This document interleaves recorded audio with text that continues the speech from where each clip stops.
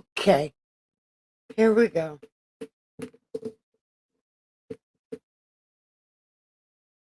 We're waiting on people.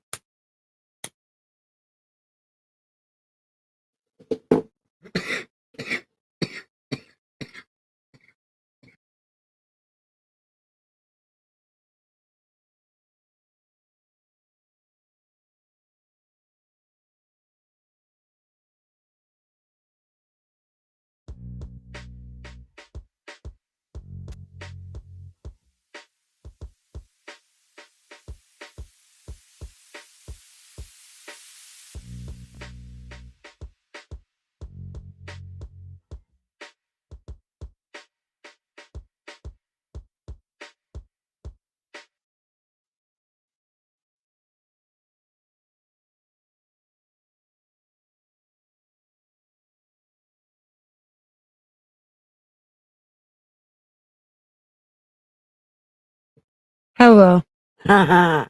Welcome. Hey, Miss Muddy. Yes, are you ready to start this? Oh, Miss Muddy, or no, I'll do it because I got an idea. So here, I'm gonna do my idea while we're sitting here. How about that? Because I think Michael is supposed to be here. Um,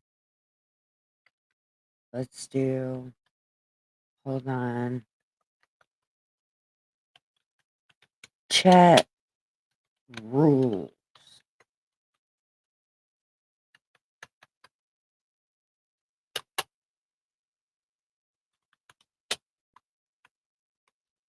No party pooping.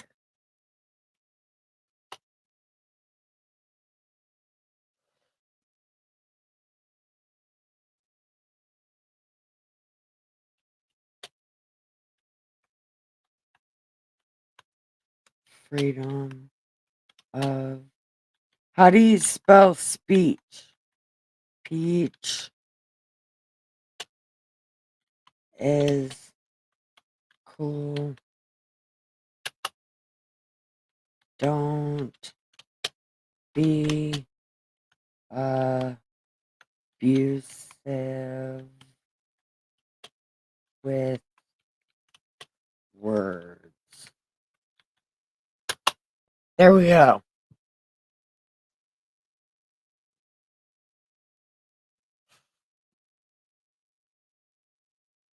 Yeah, that's good, right?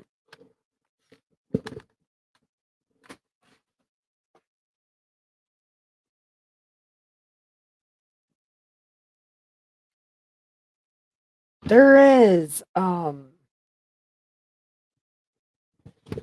people that are supposed to come, although I don't know if they'll come or not. But I do know I want to do this trial.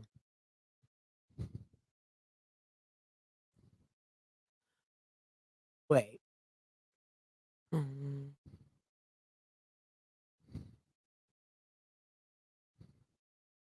This is the one I'm going to pen right here.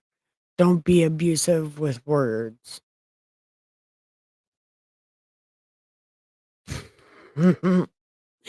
That works, right?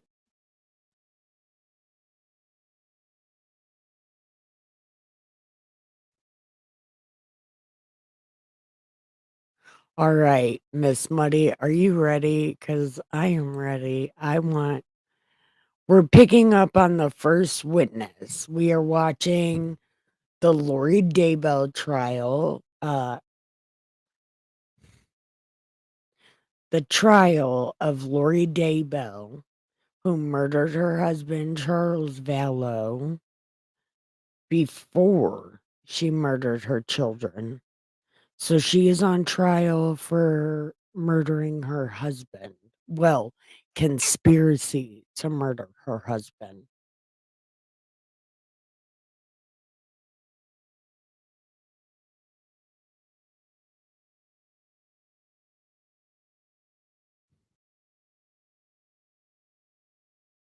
Yeah. I thought that was a good one. Okay. Where are we at? Yeah. A crime. Here we go. Collecting Social Security is not a crime. Okay. So, can you guys hear it? Well, I shouldn't ask that. I paused it. Defense is not a crime. A family tragedy is not a crime. It's tragedy. Thank you.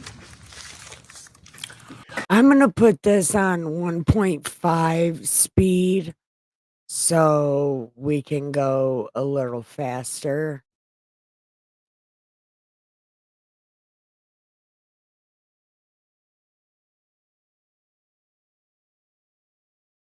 Yeah. Let's see. All right, the state can call its first witness. Thank you. If I may go get him. Okay, maybe not. Okay. They talk too fast in Arizona.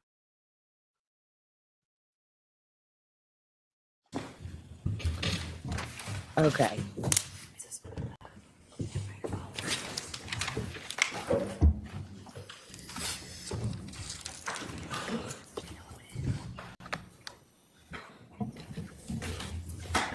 Hi, Nolly.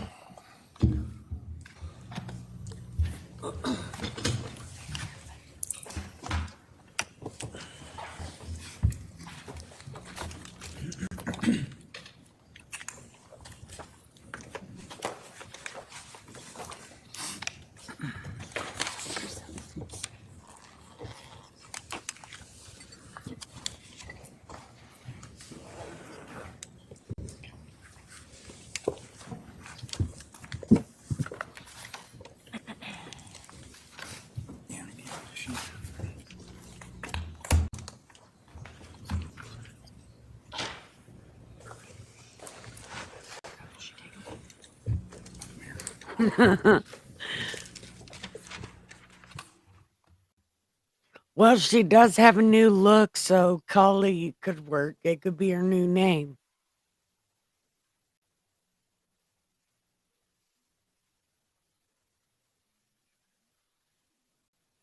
This judge looks over life. Like, he just looks like he's so over it. All right, sir, you're going to come up right here. My clerk will swear you in right here.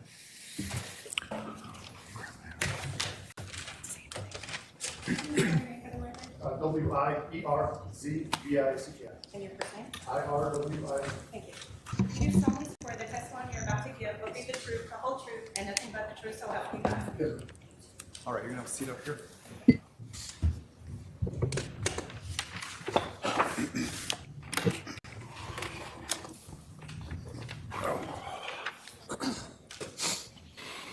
Sir, would you please tell the jury your name? My name's Sergeant Erwin Worsbicky. I work for the Chandler Police Department. How long have you worked for the Chandler Police Department? June will be 10 years. But Miss Did you have Nutty any is prior law culture enforcement experience? friendly. I had 10 years in Illinois. Back on July 11th of 2019, what were your duties at that time? I was working as a patrol officer, I believe in Beat 18. And what were your hours? 0600 to 1600. Is that 6 a.m.? 6 a.m. to 4 Okay, p.m. this is a cop. Were you dispatched to a residence at 5531 South Four Peaks Place in Chandler, Maricopa County, Arizona? Yes, ma'am. And what were you dispatched for? It was a shooting. Were you the first on the scene when you arrived? I What was, did you ma'am. see? Okay. What were you wearing at the time?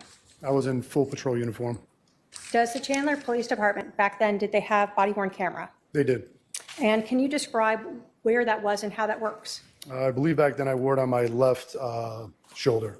Okay. And how does it get activated? You have to press a button and it'll turn it on. Does it normally record audio? Yes. And did you have that on and did you activate it when you arrived to the scene? Yes, ma'am. Were there other officers on scene at some point when you got there? After I arrived, yes.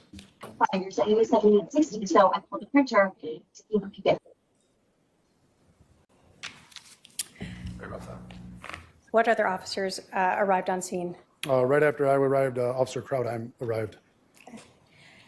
Can you describe to us sort of what happened as you get to the scene? How did you and Officer Crowtham handle the situation? When I was getting out of the car, I believe the gentleman that called in was still on the phone, and we advised dispatch to tell him to come out with nothing in his hands except his phone. As he opened up or came out the front door, I started giving him commands. That was what I wanted him to do. So you're talking with dispatch. Is that the same as 911? Yeah, it's the same dispatch center. So is the person who's talking to the 911 person then just relaying information to you? Yes. Hi everyone, welcome. Don't forget to press like and subscribe. We are watching the Lori Daybell trial for accessory to murdering her husband Charles Vallow. This is not my normal content. My normal content is I read the Old Testament. This is something I'm doing to spend time with my family and you guys to also spend time with my family while my cousin's recovering from radiation. So thank you guys for joining us. Please press like and subscribe. Leave your shoes on. I have coffee, weed, and cigarettes, and I will share it with you. So get comfy. So you're able to tell that tell dispatch to tell the person to come out. Yes. Did you and Officer Crowtham have someone come out? Yes. Can you describe for us? Oh yeah, this is the beginning of the trial. We did opening statements yesterday. This is witness number 1, the first cop on the scene. I don't know his name. I wasn't listening. The person's demeanor as they're first exiting. He was very nonchalant, very compliant with us. Okay. You said he still had his phone? Yes. Do you recall if his other hand was up? I do not recall. Did he? She's you recall in where the he came out chat. from the house. He came out the front door. My cousin is in the chat. She's Nolly. Nolly, she's in the chat somewhere. She's floating around. Okay. When he exited the house, what did you guys have him do? We gave him commands to come towards us and then have a seat on the curb. Okay. So there's just 2 of you officers still at this point? Yes. What did you do at this point? I decided to go check for anybody that was injured inside and clear the house, make sure there was nobody else in there. Okay. What did Officer Crowtham do? I believe he started speaking to the gentleman that we had come out the house. So he stayed outside Yes. and you went into the house. Yes, ma'am. When you talk about clearing the house, can you tell us what that means? What do you do? We just wanted to make sure that if anyone needed aid rendered to them, we could render aid to them, or if there are any more suspects in the residence, that we could try to apprehend them. Does that mean that you walked through the entire house? I believe so, yes. Okay. And all that's when your body cam is on. Yes, ma'am. When you first entered that house, can you describe for us what you saw when you walked in that front door? Yeah, initially when I walked in, it opened up into like a day room or something like that, and just off to the right, I saw somebody laying on the ground, motionless. Did you notice anything about that room? It was empty, So no furniture? no furniture. Yeah, it was just an empty room. The person that you saw to the right, male or female? Male. And can you describe how you saw him laying on the ground? Yeah, he was laying on his back, I believe with both of his hands to his side, motionless. And then I went over to him to check his pulse. Is that standard for police to check the welfare of any potential victims? Yes. When you checked the pulse, did you find one? No. Did you notice anything else about this victim? Yeah, I noticed that there were 2 apparent gunshot wounds to his chest area, and there was blood pooling in like his kind of like neck collar area. Did he appear to still be alive to you? No. As part of your job, both with your prior experience in Illinois and your experience here in Arizona, have you seen deceased people before? Yes, ma'am. Did you think this person was dead? Yes, ma'am. If you didn't think he was dead, are police trained to do CPR? Yes, ma'am. We're all certified to. Would you have done that if you believed that would have helped him? Absolutely. So even though a person appears deceased to you, is fire still called out to check on them? Yes. Why is that? They go through their own process and procedures, and I believe they usually give the official time of death. Okay. Did you notice anything else in that room where that male Teddy bear, I did not say hello to you. Hello, I was not being rude. I just, hi, hi. lawn? I can't think of anything right now, no. Do you recall seeing any projectiles on the ground near the victim? Objection, leading. It's a yes or no question. I believe I did, yes. Okay. When you walked in the house after you saw this male on the ground, did you continue through the house? Yes, ma'am. And was that to clear it? Yes. And will paramedics or fire come in if you haven't cleared the house yet? Usually, no. So they want to make sure it's okay as well? Yes. After you cleared the house, did you, or as you were clearing the house, did you ever locate any weapons? Yes, I believe we located a firearm in one of the back bedrooms. Okay. Did you touch that in any way? I don't recall. Okay. After you cleared the house, did fire enter? Yes, ma'am. And what did fire do? They began to try to render aid to the victim. By the time fire came in, were other officers now on scene? Wait a minute, who's asking the questions? Is this Lori Vallow asking the questions? When did they switch? What the hell is happening? Yes. Were you still wearing and recording with your body cam? Hey, Warren, how are you? Does the body cam, you told us that it's on your shoulder. Does it always show where you're looking? No. So your eyes or your head can be turned to a different direction than what the camera is actually Yeah, if I showing? was turning and talking to the judge, my camera would be facing the crowd. I want to show you a video.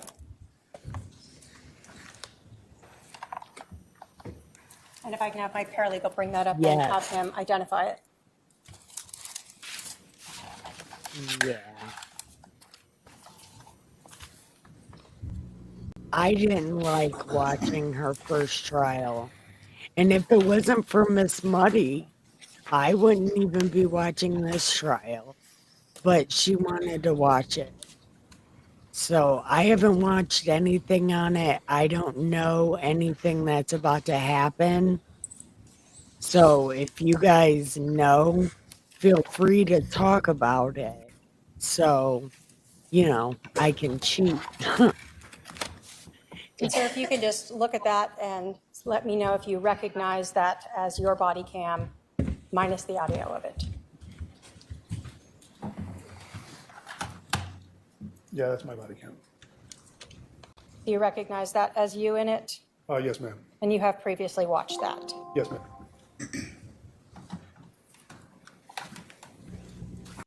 Your Honor, the state will move to admit exhibit number 2, I believe.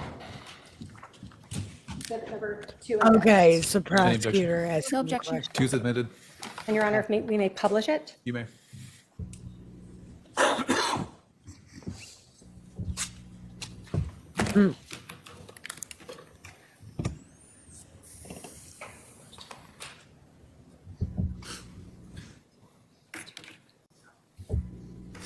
Also right there.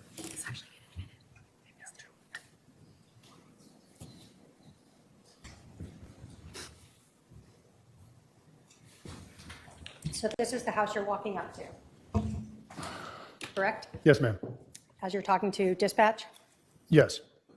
Why do they always park so far away? I hate that when cops do that. They park so far away and then they're like, yeah, when we cuff you, we got to walk like And this is the 500 individual that fucking is coming out that you asked dispatch We to gotta have come walk out? 2 Yes, ma'am. football fields. And is that Officer Krautheim in the back? It is.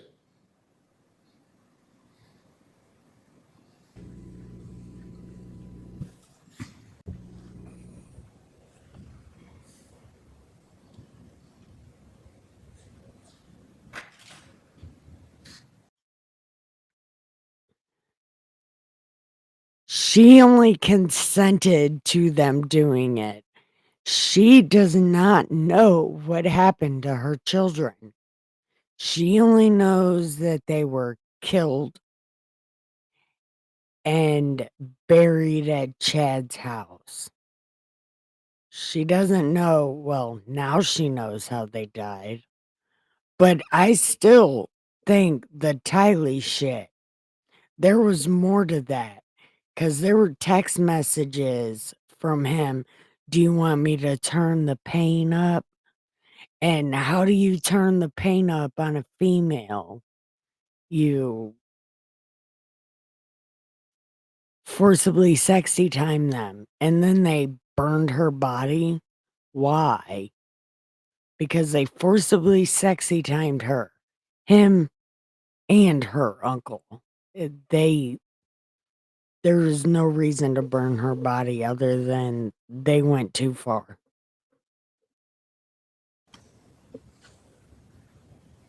Are you announcing, Yes, ma'am. is that standard? Yes. That where you checked to see if this male had a pulse? Yes, ma'am.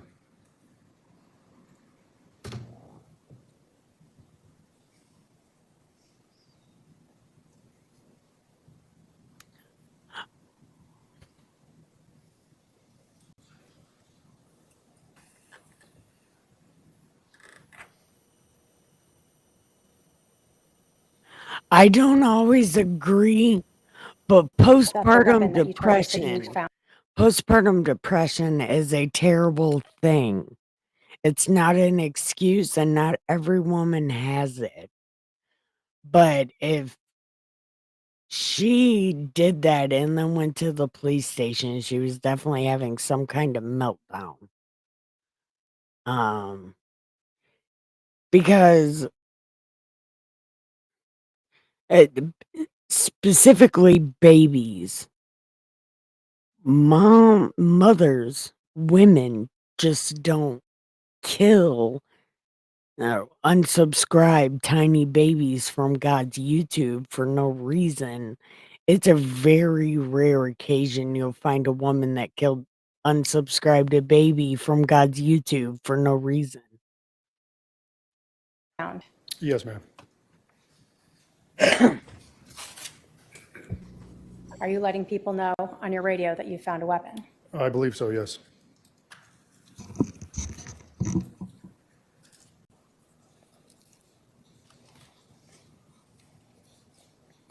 You told us that other officers were arriving? Yes, ma'am.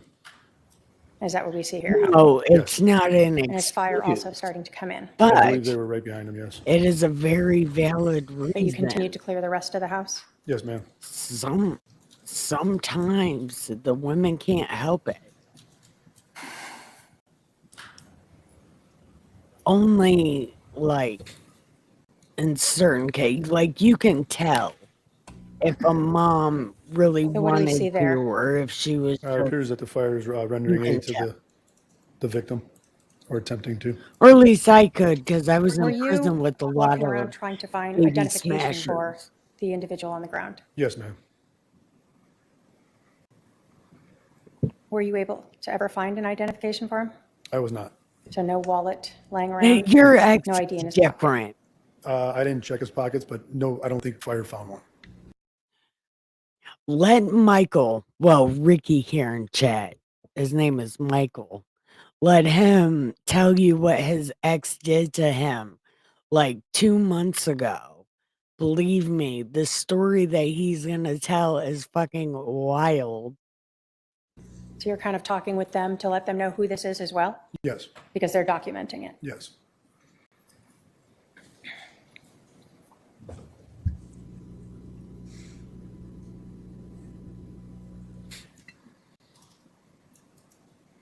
And is that the individual who came out with the phone from the house? Yes, ma'am. One that dispatch and 911 told to come out? Yes.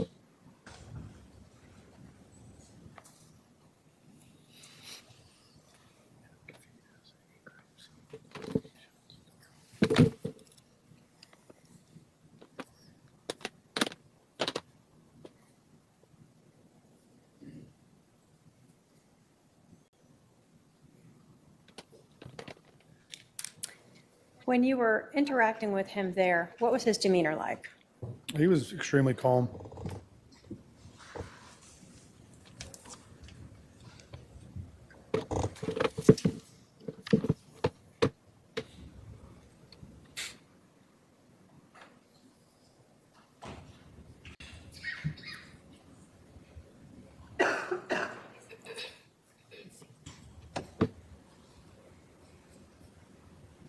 You told us that you were looking for the wallet for this individual. Did it seem unusual to you that you couldn't find one? I wanted Oh, is he not gonna tell? Well, I don't want to tell you. Damn it. Ugh. Michael. to say it was unusual. I didn't know if he lived there or not, so I just kind of looked around to see if there was anything laying around.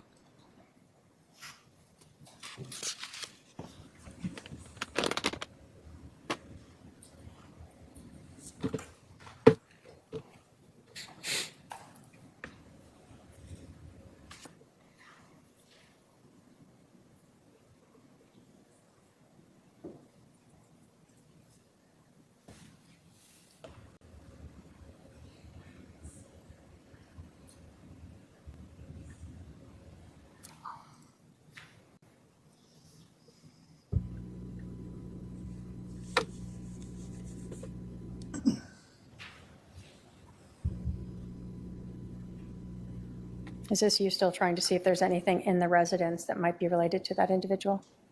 I think I was just giving Officer Cohen a recap of what I already went and looked through.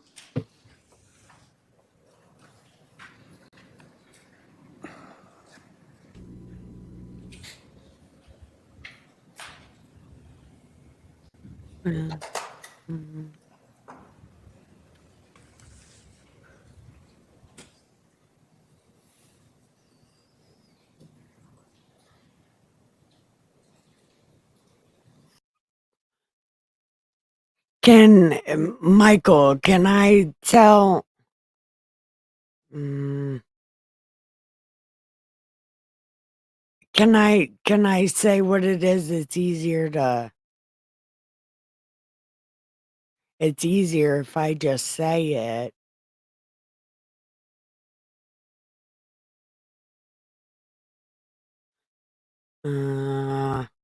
Okay. So Michael's mother is sick.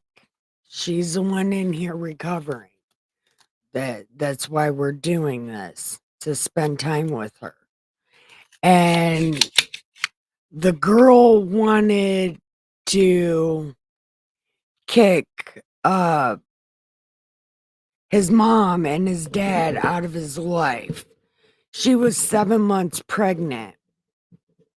7 months pregnant. And Michael refused to cut his family off, which good for him. And she called her dad, went home, and then walked herself to the abortion clinic and killed the 7-month-old baby inside her stomach because Michael wouldn't leave his mother and his father while they were sick. That's what happened. And that's what Michael's working on, a speech to Congress to try to ban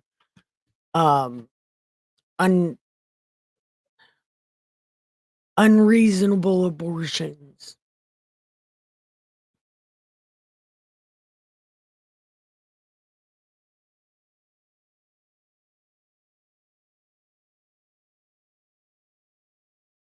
There's not an arrest record. Abortion's not illegal.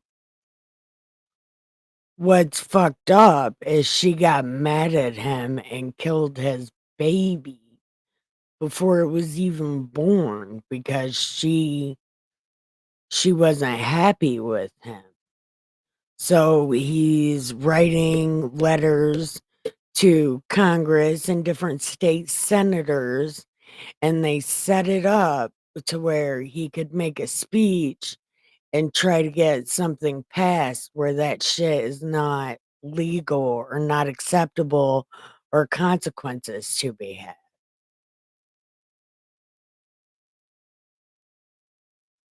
I love you too, Michael. I'm sorry for spilling your business, bro.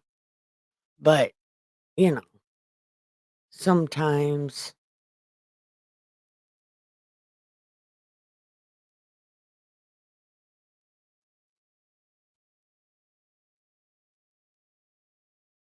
Well, I don't know. I'm not there. I'm here. I'm here watching this with them.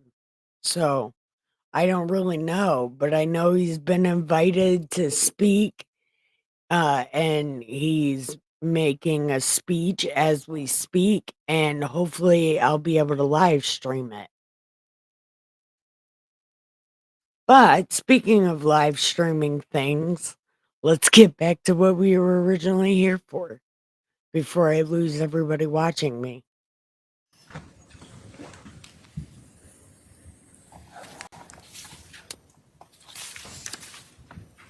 And I've shown defense counsel or defendant exhibits 3 and And Oregon, this is a very touchy subject, you know. Some details are just not necessary. If I'm able to live stream it, you know I will live stream it. That is my cousin.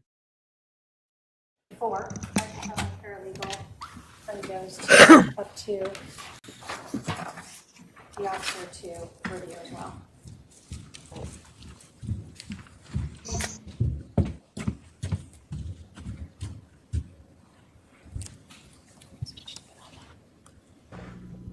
Do you recognize those as sort of screenshots of 2 different views during your body cam footage? Yes.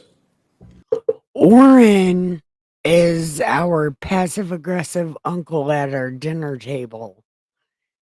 Yeah, he's like the uncle that is tolerable. You know, he's just sitting over there in the corner in his rocking chair, talking shit. State will move to admit exhibits 3 and 4. Any objection? Aruba, Jamaica, ooh, I wanna take ya. Key Largo, Montego, baby, why don't we go to the Kokomo? Are you going to the Kokomo? Fuck yeah. No objection. 3 and 4 admitted. And if I may publish them.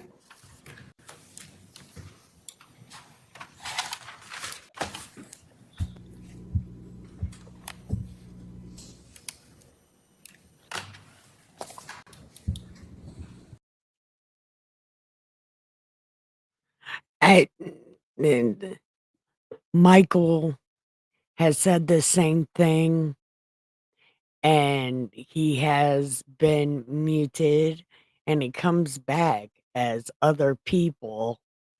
And so we just leave Uncle Oren over there in the rocking chair. I don't know what else to do with him, but he's watching, and not a lot of people watch. Well, now you guys are watching, so it might be okay. But I don't know what to do with them. So I just leave them over there in the corner.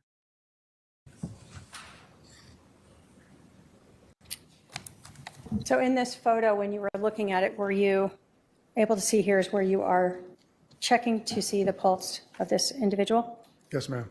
And did this also reflect what you had talked about of the blood pooling that had run towards his neck area? Yes.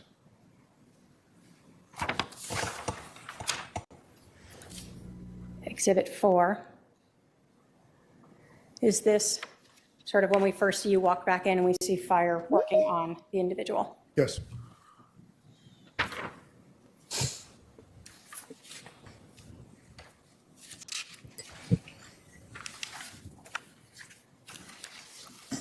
You told us that when that individual who was on the call with 911 came out, that you observed the phone with him. He was kind of holding it. Yeah.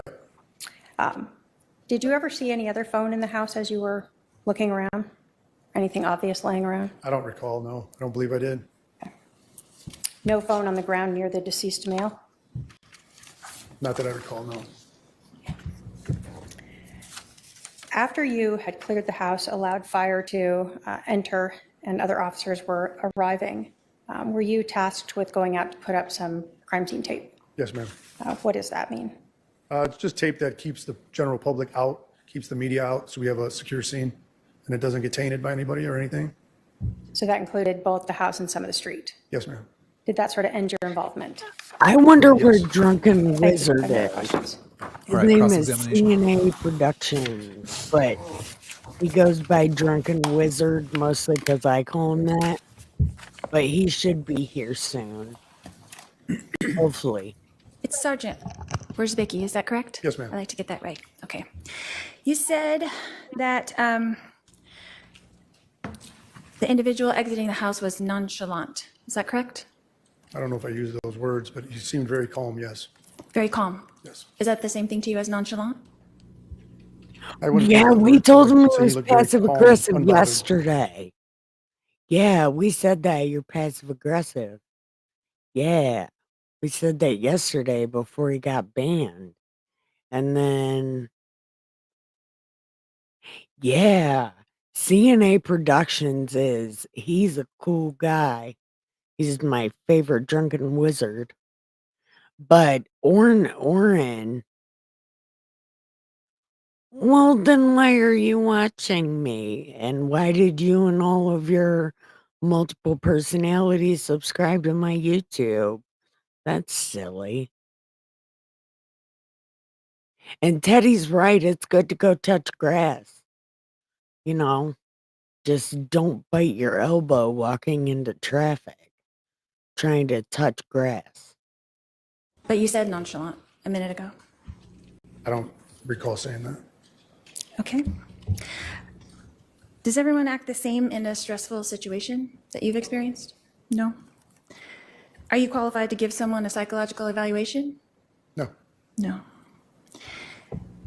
You put your hand on my husband's neck for checking for a pulse, is that correct? Yes, ma'am. That's what you did when you first came in? yes, Did you perform CPR?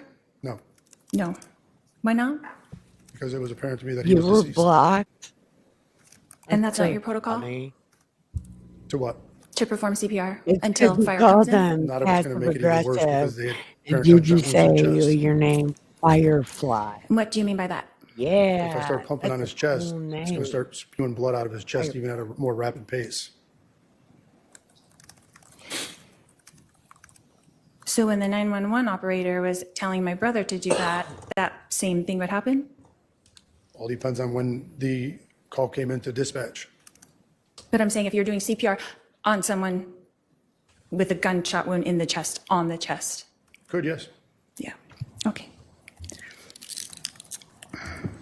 All right, And Michael. you said something else. You said fire. That'll be gives- the rule.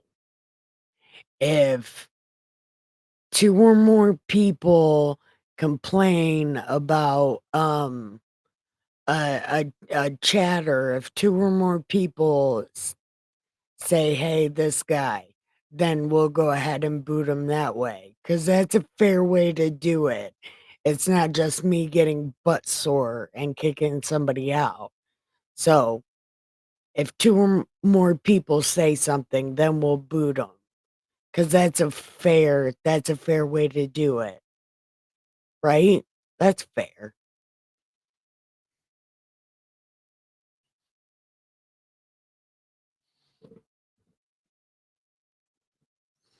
Yeah, none of the chats show up if the user has been blocked, but you can see it on, yeah.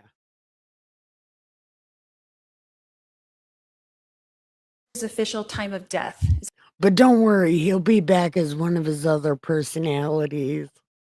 that correct? Yes, Okay. And what was that time of death? Do you know? I do not recall. And you cleared the house before fire came in. Is that correct? Yes, ma'am. Okay. And you were looking for some kind of identification. When Yes. I cleared the house? Yes. I was looking for other potential victims and/or suspects. Okay. But you were told on the phone that no one else was in the house but Alex. Is that correct? I don't recall if I was told that or not. Okay. Do you have any crime scene investigation experience? Just my 20 years of experience as a police officer.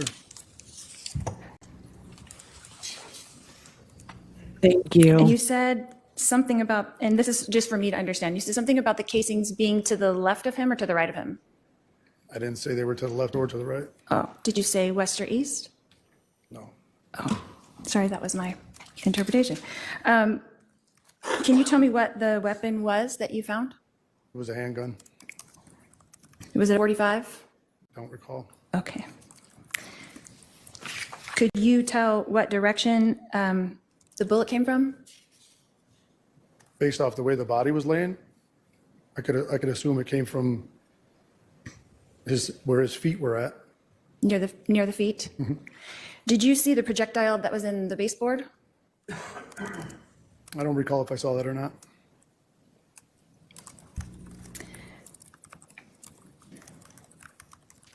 You said he did not appear alive, that you already thought that he was deceased. Is that correct, when you entered into the house? Yes. And what time was that?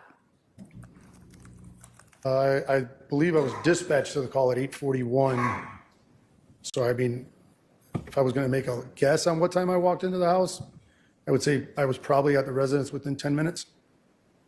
So around 8:51, perhaps? Possibly, yes. Okay. And then when fire took over, is that the normal protocol for fire to take over and do the CPR? Yes. And so you didn't do CPR, but they did do the CPR. Is that correct? Yes. On top of the gunshot wound. Yes. Is that normal protocol? I don't know what their protocol is. Okay. I'm just asking because I wouldn't think to do that either. And then you said that you went outside to put up the crime scene tape. Is that correct? Yes, ma'am.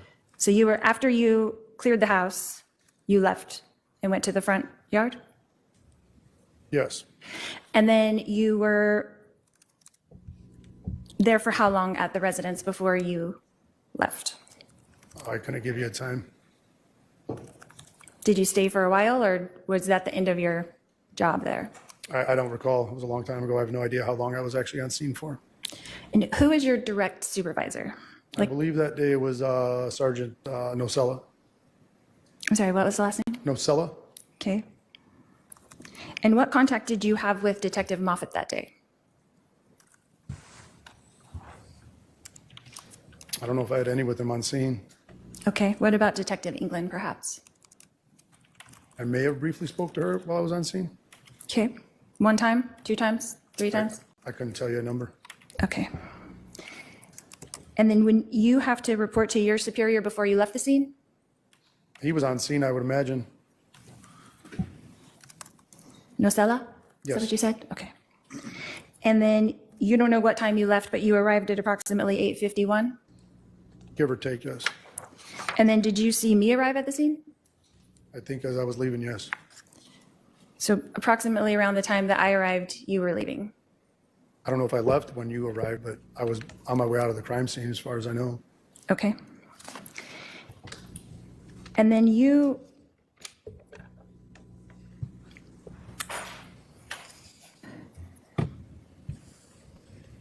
said something about 2 wounds. Is that Have correct? good time. And how did you see the 2 wounds through the shirt?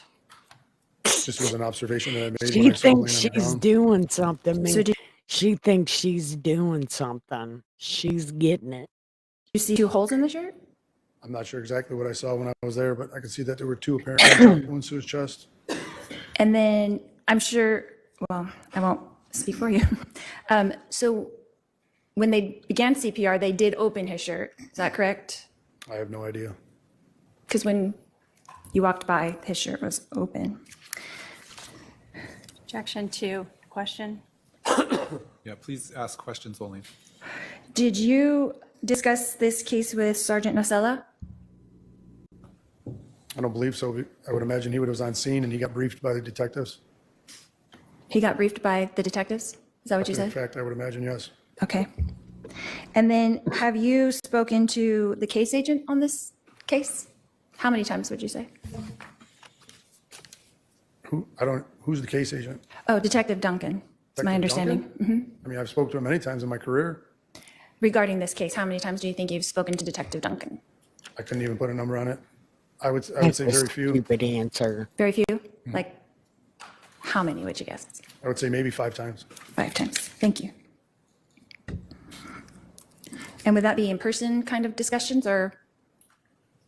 Yeah, I wouldn't even say they were discussions, probably just in passing. Okay. So how many times have you emailed with Detective Duncan concerning this case? Objection to relevance. Yeah, that's exactly what I was going to Overruled. You say. can answer if you know. I have no idea. What about text messages? No idea. Phone calls? Ma'am, I have no idea. Okay.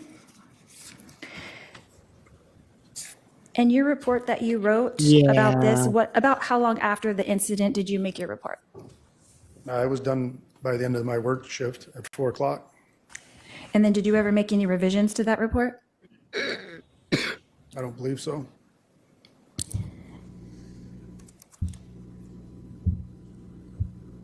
So you left the scene approximately sometime in the morning, and by 4 o'clock that day you had written your report. Is that Yes. correct? And you've never changed anything on your report? Not that I recall, ma'am. And the report is exactly as you left it when you, did you review it for this testimony today? Yes. And it was exactly the same as when you wrote it at 4 PM on July 11th? I don't know if I wrote it at 4 PM. It was Or done by 4 p.m.? It appears to be yes. Okay. Thank you, that's all I have. All right, redirect. Oh, here we go. Has to redirect. See, women are so catty. Cat. Sergeant, you were asked about the shooter's demeanor. Were you just telling us what you observed? Yes. And what did you observe? I just observed him very calm and collected after just shooting somebody. And that's both seeing him come out as well as having some interaction with him on the curb? Yes, ma'am. When a person is been shot and you check for a pulse, and you Just wait a minute.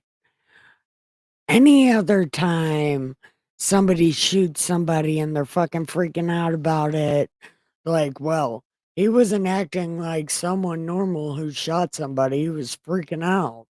But in this one, it's like, well, he was cool, calm, and collected. That's not how you act when you shoot somebody. How the fuck do you know? I don't like Lori Vallow to begin with, but that's a stupid answer. That's stupid. believe they are deceased, as a police officer, are you supposed to touch the body? No. Is the body basically a crime scene? Yes.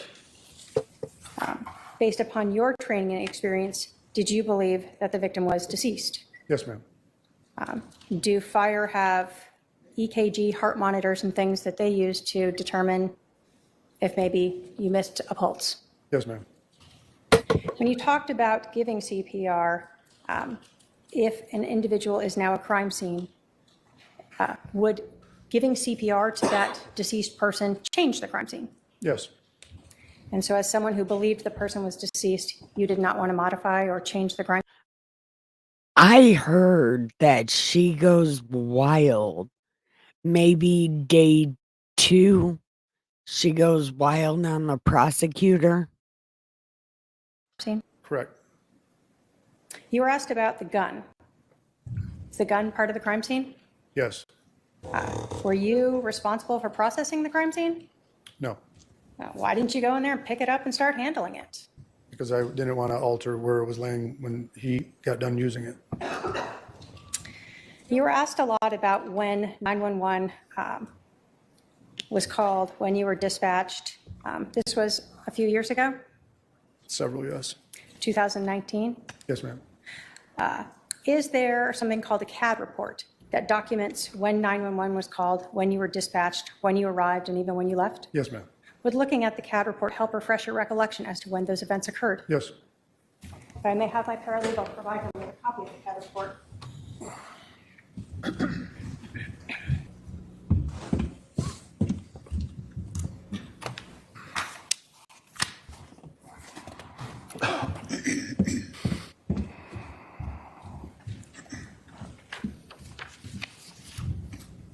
It's okay, Michael. I'm Starting, kind of does watching looking at the too. CAD report help refresh your recollection as to when the 911 call was received? Yes, ma'am. When was that? It was received at 8:36. Does looking at the CAD report help refresh your recollection as to when you were dispatched? It appears it was dispatched at 8:37. So your memory of saying 8:50 or so was perhaps incorrect. Yes, Was looking at the CAD report indicate when you arrived? 8:43. So again, that was a little earlier than your memory was. Yes, ma'am. And does looking at the CAD report help determine or refresh your recollection as to when you left the scene? Yes, ma'am. When was that? It's 5:31 PM.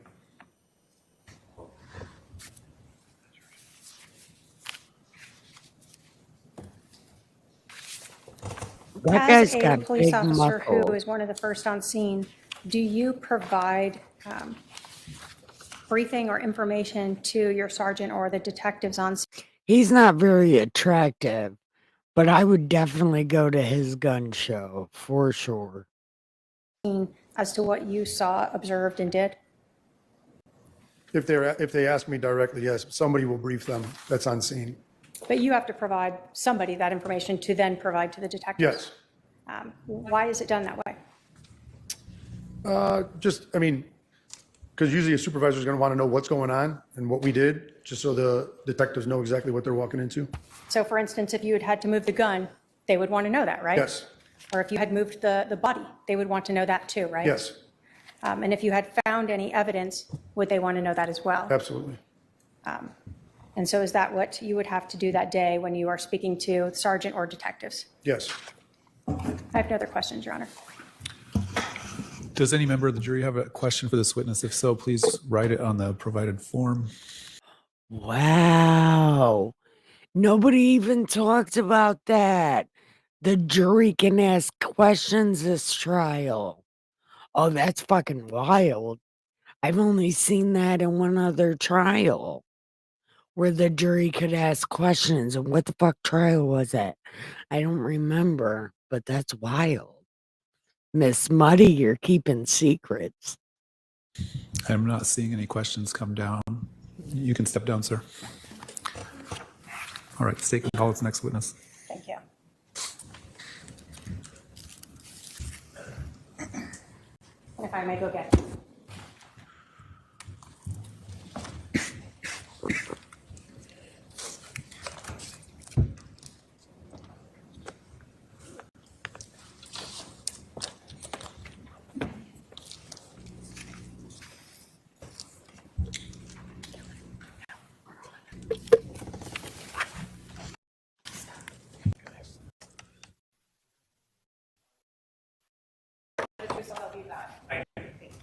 All right, go ahead and have a seat over here to my left.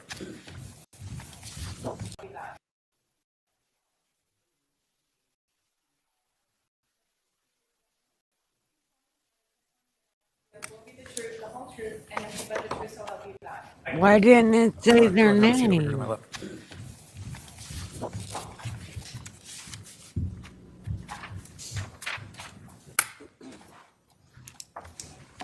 Sir, would you please introduce yourself to the jury? I'm Robert Krautheim.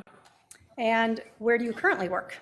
I currently work at the Sandra Day O'Connor Federal Courthouse Back in 2019, where were you working? as a Chandler police officer in Chandler, Arizona. How long did you work for the Chandler Police Department? 25 years. When did you retire? About 3 years ago, February. When you were working there in July of 2019, what were your duties at that time? I was a patrol officer. I was responding to calls for service. Okay. And do you recall what your shift was at that time? It was a day shift. I think I start my shift at 6 and end at 4. Were you working patrol for Chandler Police Department on July 11th of 2019 at about 8:36 a.m.? I was. Were you dispatched to 5531 South Four Peaks Place in Chandler, Maricopa County, Arizona? Yes. What were you dispatched for? A shooting that had just occurred. Based upon the information that was, well, let me ask you this. When you are arriving to a scene, do you get information relayed to you about this call? I do. Why is that? The call taker is asking the person on the phone what's going on, where it is, who's there, just basic information. And then dispatch relays that information to me as I'm driving to the call for service. Is that so you have a better idea about what you're walking into? Yes, it's on a computer, but verbally, the stuff that's really pertinent before I arrive is just verbally done over the air. So when you were arriving on the scene, did you think the shooting had just occurred? I did. When you got to this 5531 South Four Peaks, were there any other officers on scene yet? Yeah, Officer Wiz was there. Is that Officer Wiersbe? Yes, I'm sorry, I apologize. What were you wearing? Patrol outfit, basically a patrol uniform, police uniform, body-worn camera. And back then, where was your body-worn camera? At the time, it was a lipstick camera, so part of it was here, but the camera's actually on my right shoulder. Okay. And was that on and recording as you sort of arrived on scene and while you were present there?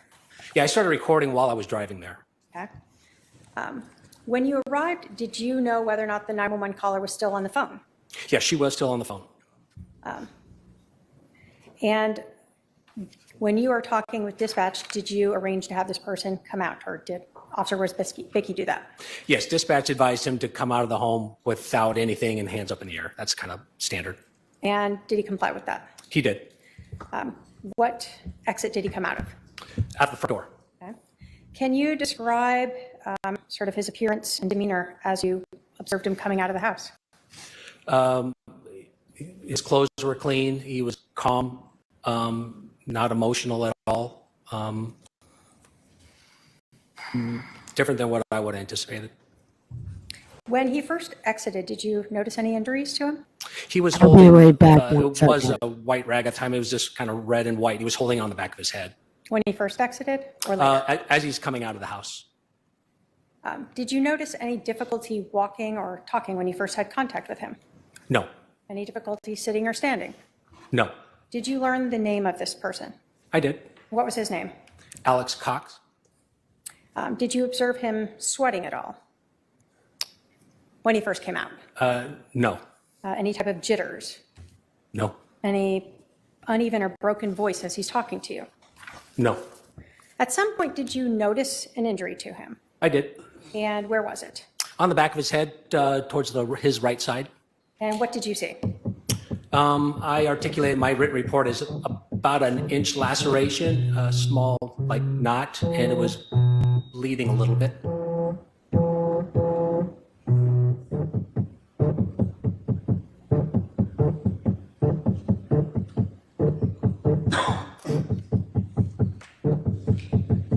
If we can fix that.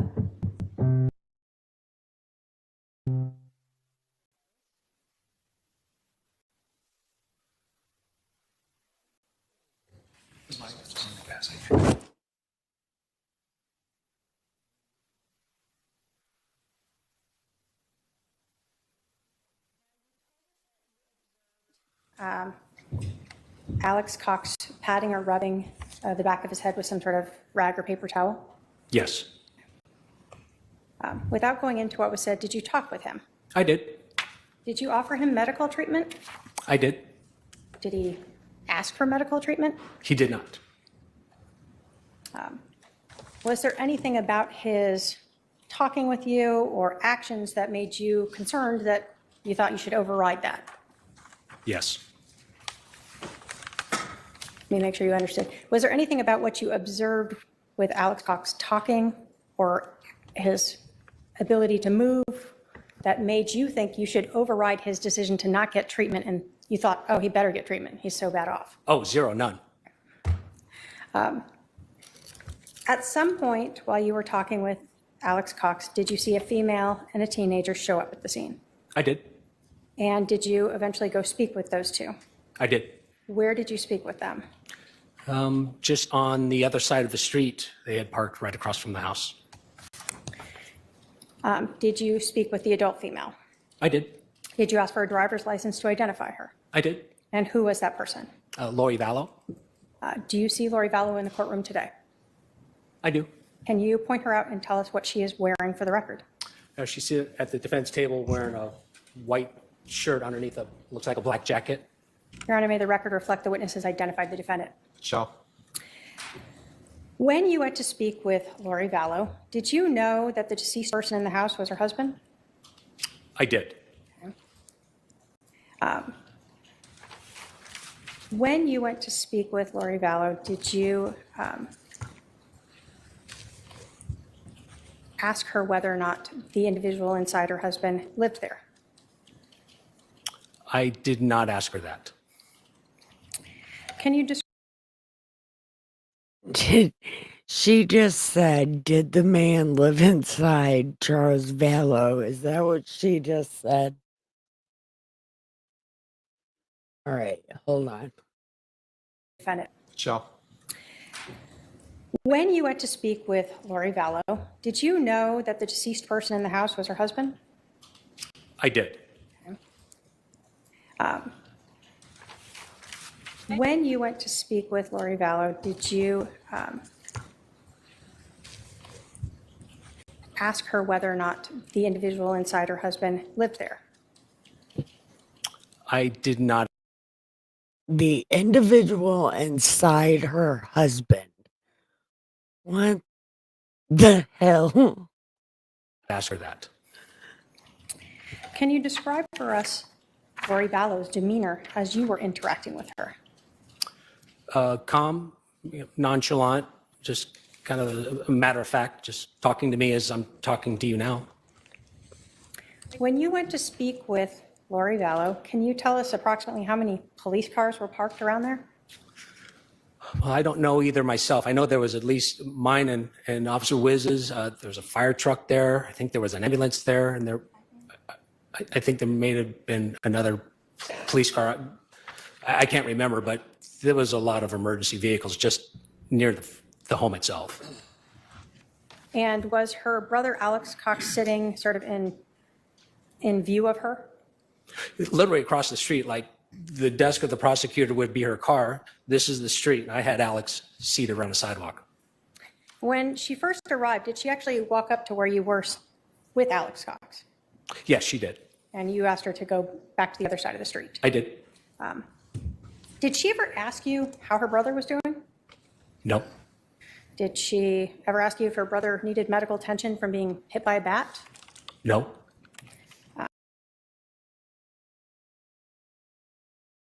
Firefly and Teddy Bear, are you still here? Cause Riggy's talking to you in the chat. Did she ever ask you why there were so many police cars around the neighborhood? No. Did she ask you why there was a fire truck parked in front of her house? No. So other than gathering basic information, did you really talk to her about anything else? No. And were you wearing that body-worn camera footage or camera when you had contact with her? I did. After you talked with Lori Vallow, did you go back and stand near Alex Cox again? Yes. Michael, they might have the stream on mute. They might not be in chat. They might just be.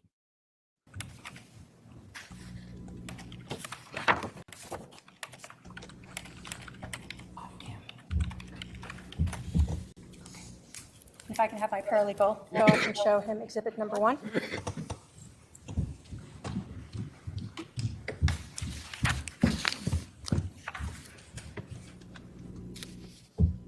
Do you recognize exhibit number 1? I do. Is that a copy of your body cam footage from July 11th of 2019? It is. Is it missing the audio other than during your interaction with Lori Vallow? Correct. Yes. And did you initially identify that previously as your body cam? I did. State will move to admit exhibit number 1. Any objection to exhibit number 1?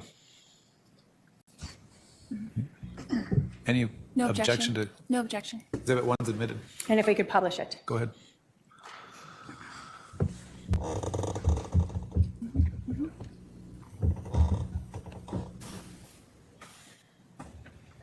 This guy's suit's too big.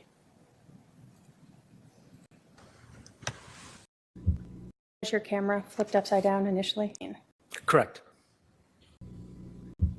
So is this you responding to the scene? Correct. And was your camera flipped upside down initially? Well, the camera wasn't, the orientation of the software was. So that's why we see the axon and stuff in the bottom corner upside down. That is correct. So this was a gated community? It was.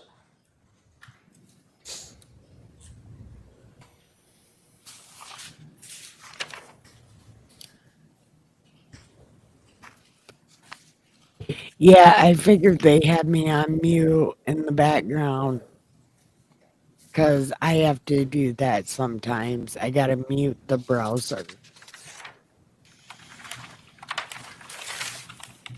Because if you mute the browser, I still get a view.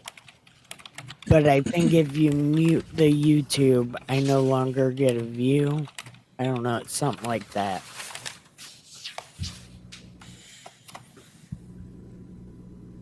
As you're driving, did you go by the fire truck here?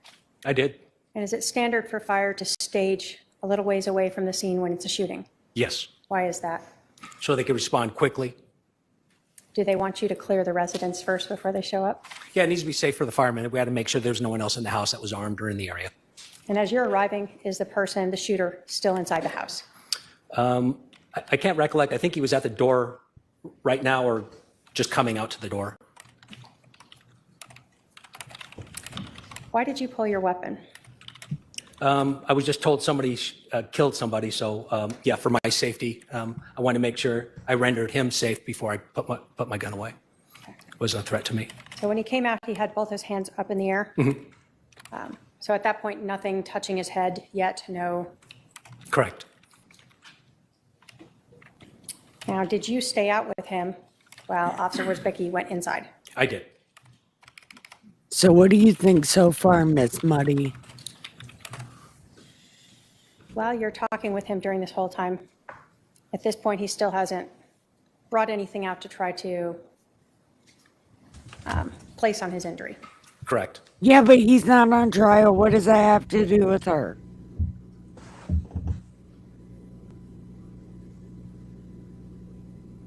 I don't know what this shit has to do with anything.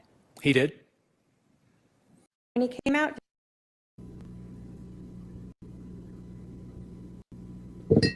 came out, did he already have those sunglasses on the top of his head?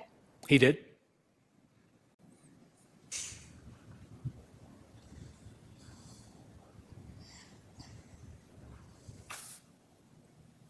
Why did you have him move over here? I actually physically couldn't hear him. Fire trucks are incredibly loud, so I had to move away. Oh, he's not The fire bleeding had on the already back pulled of up his to now head. go inside the residence. Correct. And can you kind of see them in the corner going in? Yes.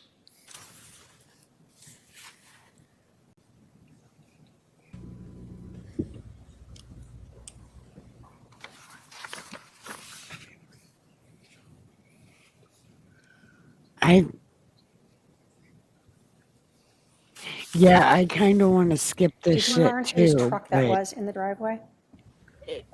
I don't recollect right now whose truck it is. Skipping I think it it's his, isn't but I'm fair, not sure. is it? That's not fair, right? I shouldn't skip it.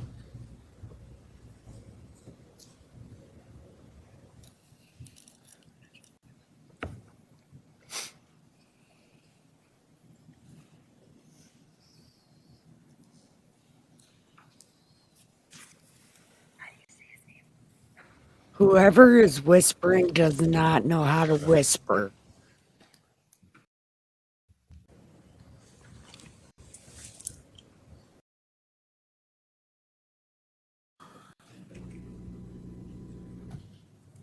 And who is that other officer there?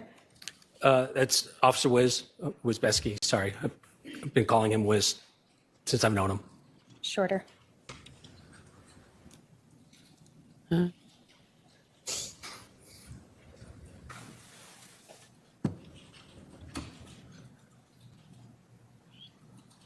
To do.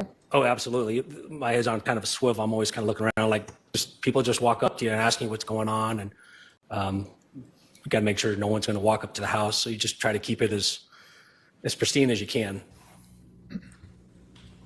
So we see him putting his head now, or his hand on the back of his head, correct? Yes.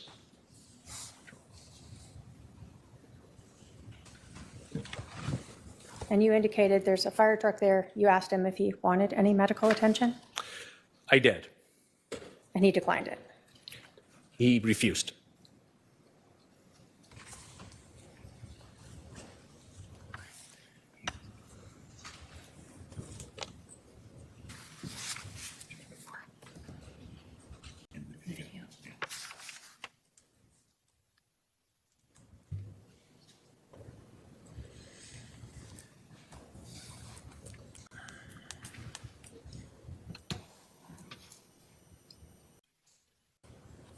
Across the street, we just saw a red SUV. Is that what you're talking about? Correct.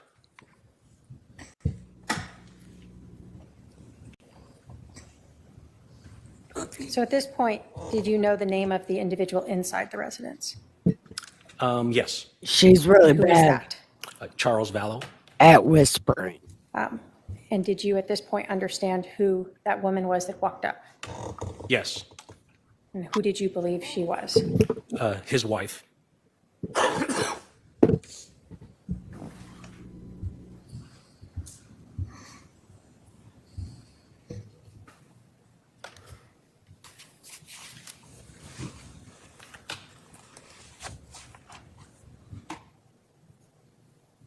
Normally, when someone is shot and killed, is there a team of detectives and crime scene specialists who will come out to handle the case?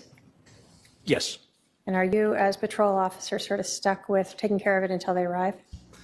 Yeah, we deal with the burning, bleeding, and blowing up stuff. Anything that takes time and a lot more in-depth stuff, that's what the detectives do. And then what do we see here that just came up? It looks like an ambulance.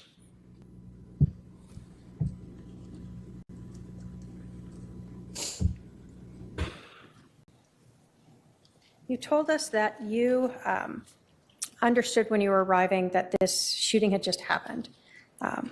Do you recall at this point when the 911 call came in? No, I don't remember specifics on the time. I think at 8:39 I was dispatched to it. And I would imagine the call for service came in a minute or two before that. And approximately, do you recall how long it took you to get to the scene? Probably 4 or 5 minutes.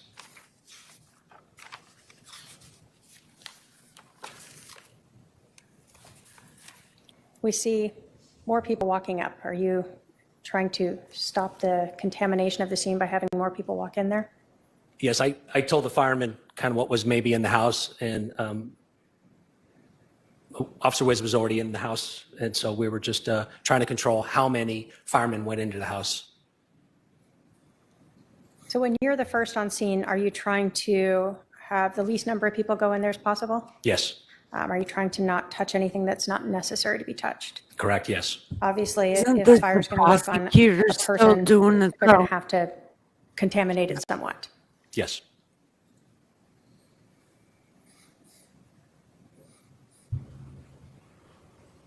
It sounded to me like the prosecutor was.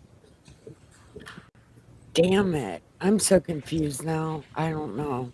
But that guy's suit's too big. Is that when we sort of see fire now leaving?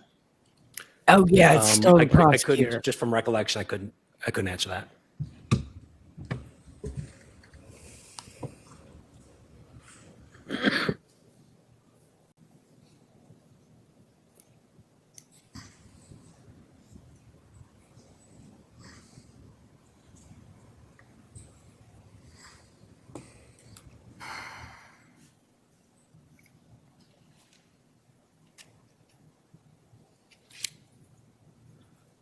But this is a way to cover the ass to make sure that the officer cannot be discredited because he's following protocol.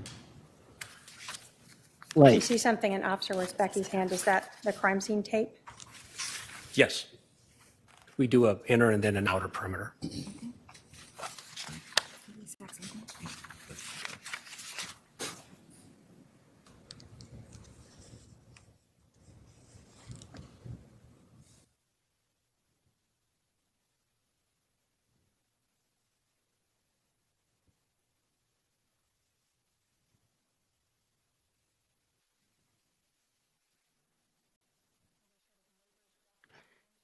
It seemed like these cops were going to let them get away with self-defense until the Utah thing.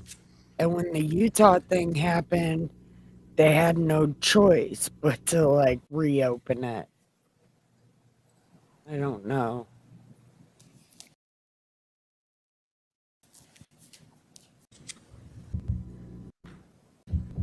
With the individual who is the shooter, ensure that no one else is contacting them. Yes, So you don't want any of the neighbors walking up to them? correct. At this moment, I'm still basically fact-finding. I'm just trying to figure out what happened, when it happened, who was involved kind of thing. And yeah, I try to keep them separate.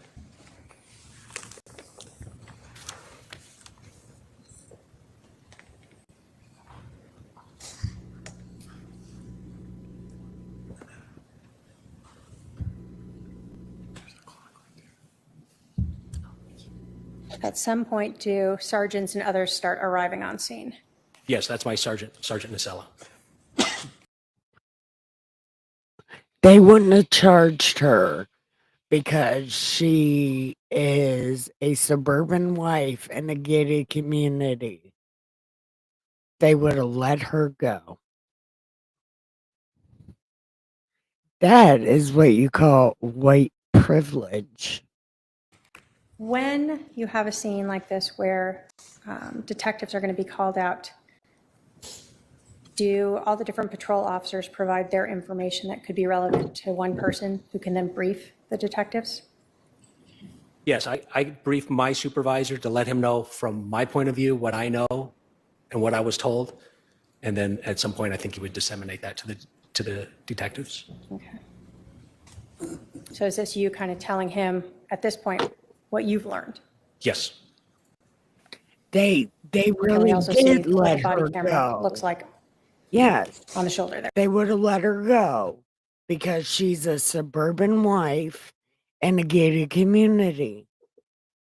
They wouldn't have even looked twice at her. They would have thought immediately, abusive husband, brother saved her. Because that's what it always is. yes, he has Fuck around and find out did catch her. Yes. the same type.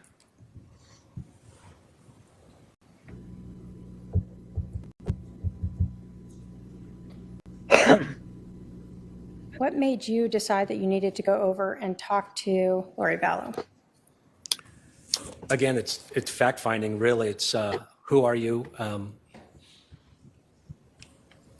when I say who, I always like to identify them by their Arizona driver's license because although my name is Robert, I go by Rob.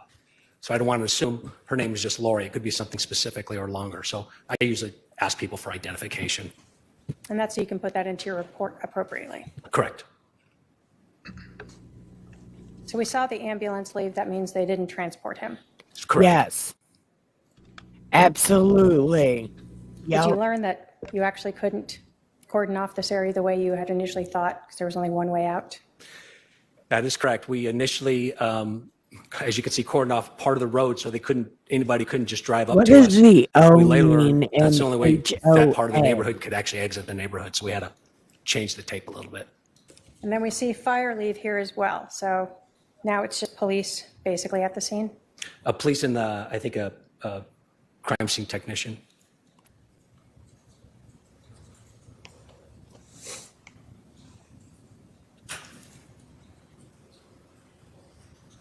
And are you still the only person responsible for making sure that no one is talking with Alex Cox? I am. Okay.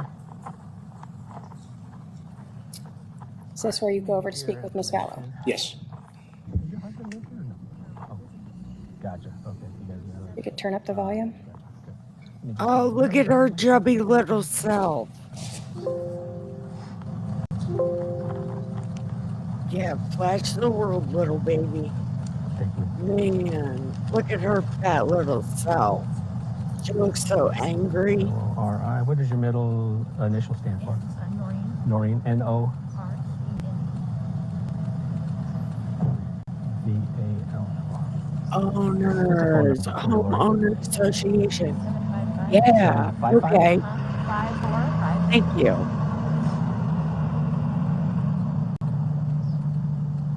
Look at her. Just, you She know, looks not so, safe yet, oh, so. she's so pretty.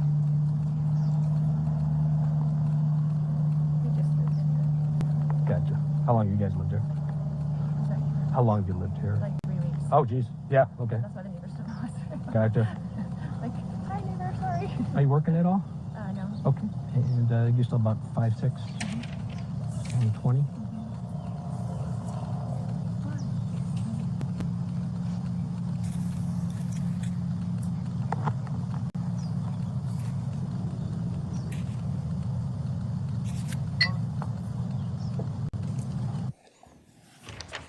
Did you also get biographical information from teenager? I did. Or was that Tylee Ryan? It was. Oh, look at her fat little self. I love her. Oh, I After love you her. had talked She looks with so mad. Alex Cox and Lori Vallow, did you go brief some of the detectives about what you had learned? I did. Did you tell the detectives that Lori Vallow did not know that her husband Charles was dead?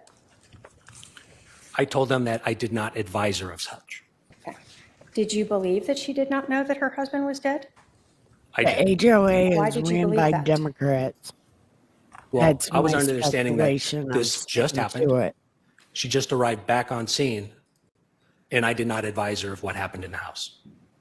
When you spoke with Alex Cox, did he provide additional information that made you believe that she was not present when the shooting happened? Yes.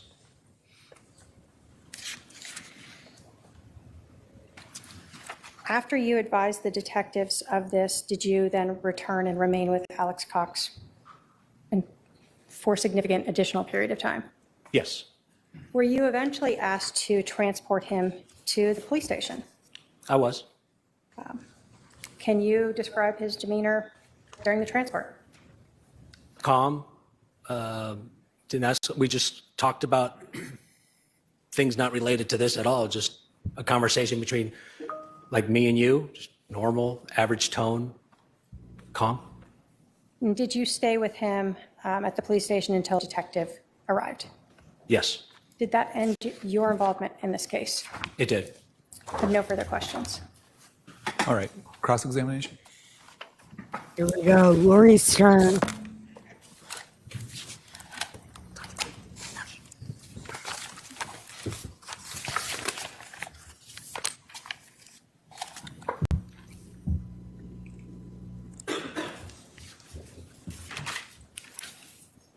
Can you pronounce your last name for me? I don't want to get it wrong. Krautheim. Krautheim. Yes. Yes? Okay, Officer Krautheim. At the correct? time, yes. At the time. What the Okay. Thank you. fuck? Thank you. Appreciate it.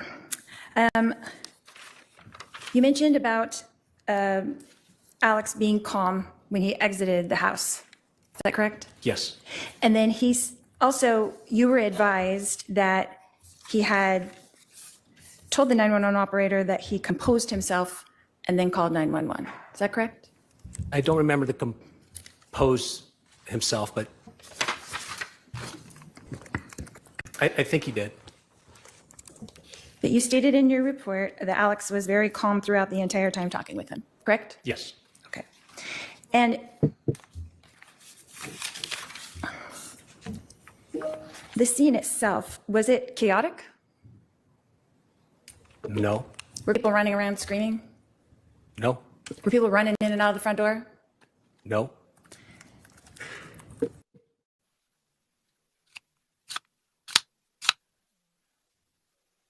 Oh, sorry. What the hell? No. What is happening in life?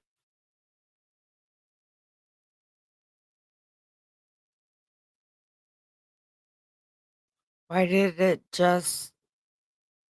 I don't know what's happening in life.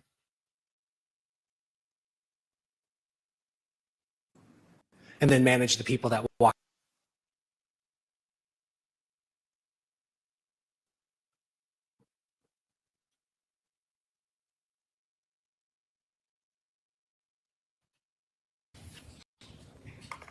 But you did brief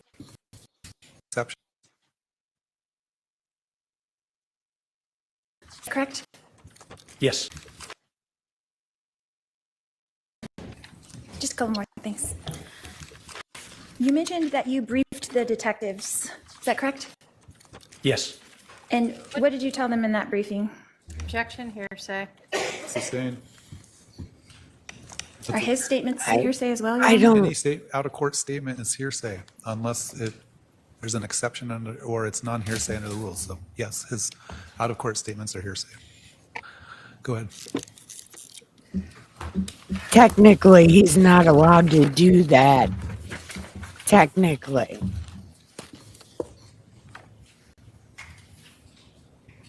But you did brief the detectives before you headed to the police station? Is that correct? I did. And who was there? Do you remember? Nate Moffett, Cassie, I think my Is that sergeant. Detective Inklin? I'm sorry. I don't want to interrupt you. No. Oh, And just off recollection, I think there was another one, but off of recollection, I don't remember. and that was about how long before you left to go to the police Like, station? well,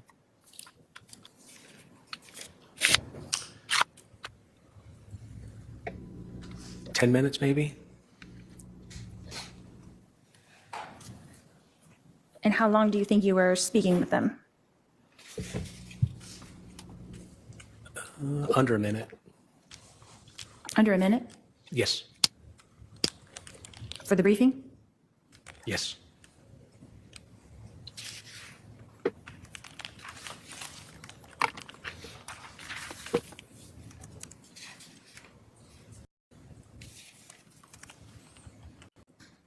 I, 2 weeks ago, maybe? 2 weeks ago, maybe? And how long did that meeting last? Probably around an hour total.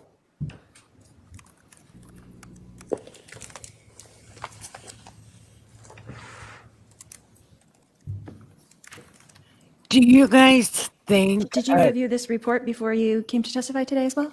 Do you I think did. a different lawyer is helping her? Like, there's a lawyer writing this stuff out. Miss Muddy. And it was not part of your duty to check anything in the perimeter? You weren't looking for evidence, you were just dealing with the shooter? Is that correct? Well, not just the shooter, but scene management, making sure the resources were en route. But yes, managed. What all does that entail, scene management? Well, once we knew there was not a threat out, I instructed Officer Wiz to set up an inner and outer perimeter with crime scene tape. What else? Make sure I had a supervisor en route, It sounds like it. and then manage the people that walked up to the scene. Who was that supervisor en route, do you know? Bill Nacella, my sergeant. How many people do you think came up to you at that scene? Well, not up to me, but I instructed one gentleman that was walking on the sidewalk towards us. He needed to just leave the area. This didn't concern him. And then you and your daughter walked up to me, and I just asked you to go back to your car.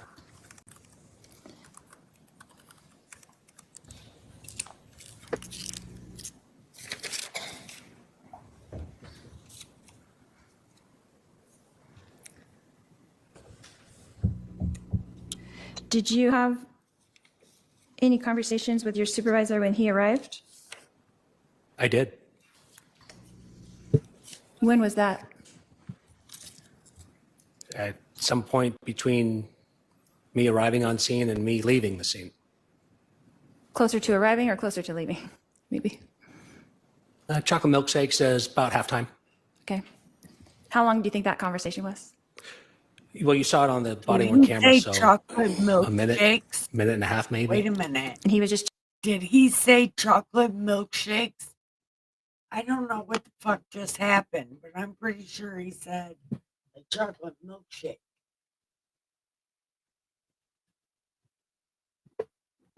you to go back to your car.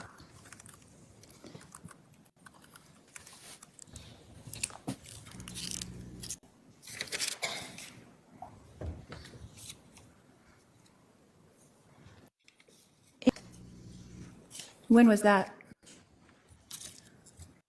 At some point between me arriving on scene and me leaving the scene. Closer to arriving or closer to leaving? Maybe. Chocolate milkshake says about halftime. Okay. How long do you think that conversation was? Well, you saw it on the body-worn camera, so a minute and a half maybe. And he was just checking in with you to make sure everything was going well, that you were scene managing.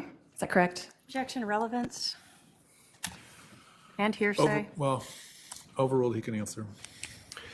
I was briefing him on what I knew thus far, what I was told. And that was less than a minute? Yeah. Objection, asked and answered. Sustained. So it took less than a minute to brief him on everything that had happened that day so far? Objection, asked and answered. Sustained. And it took less than a minute to Yes. brief the detectives as well Yes. of what happened that day? An objection, asked and answered. Chocolate milk says a chocolate Not milkshake what says a happened, half what my hour. portion was and what I knew I have happened. no fucking idea.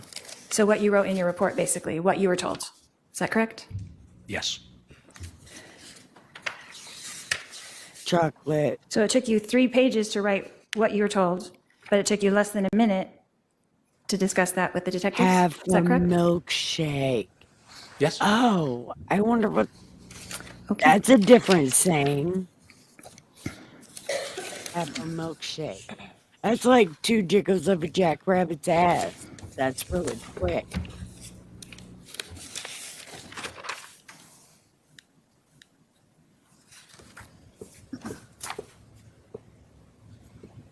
Come on, Lori. Miles maybe? How long do you think that took? Around 8 miles, 10 miles maybe? the resident. How long was that transport from the residence to the Chandler Police Department? In miles, probably 8 miles, 10 miles maybe? How long do you think that took around? 10 to 15 minutes maybe?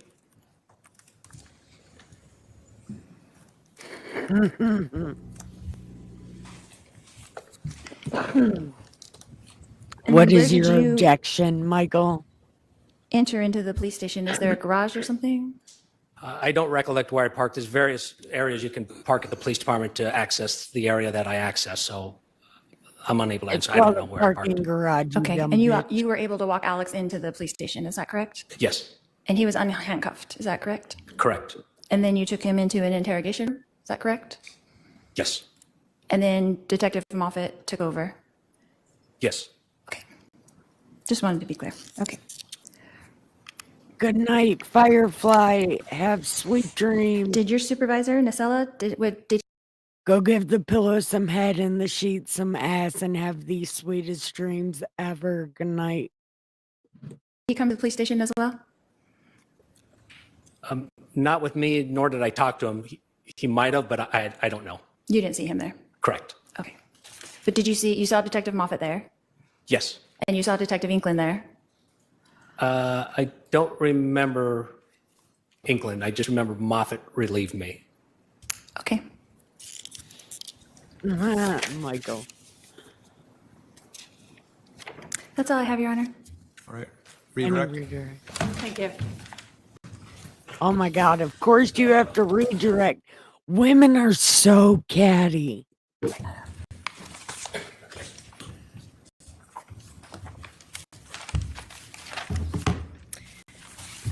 At the beginning of cross-examination, you were asked about Alex Cox's demeanor. Do you recall that? I do. And you had advised It's great to meet you too, Firefly. Thank you for coming. Thank you so much for coming. I hope you come tomorrow. he was nonchalant and calm, right? Yes. And you were asked whether or not you were nonchalant and calm too, correct? Yes. Had you just shot someone? No. You were asked if the firefighters were calm and nonchalant. Had they just shot someone? As far as I know, no. How about Officer Wiz? You said he was nonchalant and calm too. Had he just shot anyone? No. So it's not really exactly the same to compare you to the shooter, right? Correct. I would not compare us. When you went up to the scene, you had your gun drawn on him, correct? Yes. Still nonchalant and calm? Yes. You were asked a lot also about your nonchalant and calm appearance today in court. Are you stressed or just answering questions to the best of your knowledge? The latter, just answering questions to the best of my knowledge. You had to testify before? I have. You were asked about the injury to Alex Cox. We have seen the body-worn camera footage, and we cut it off at some point. When Mr. Cox first came out of the house, he did not have his hand to his head, correct? Correct. You told us you didn't notice an injury at that point? Correct. When he first sat down on the curb before you moved him, did you notice an injury at that point? I did not. Was he touching his head at that point? Recollection, I don't remember. At some point in the video that we watched, did we see Shit. Alex Cox touch his head? Yes. When you were watching him, did you at times see him rubbing his head? Yes. The towel or paper towel or whatever that was in his hand, was that the only item you ever saw him using to rub or touch his head? Yes. Was it soaked or saturated in blood? No. Can we see it on the body cam that it's mostly white? Yes.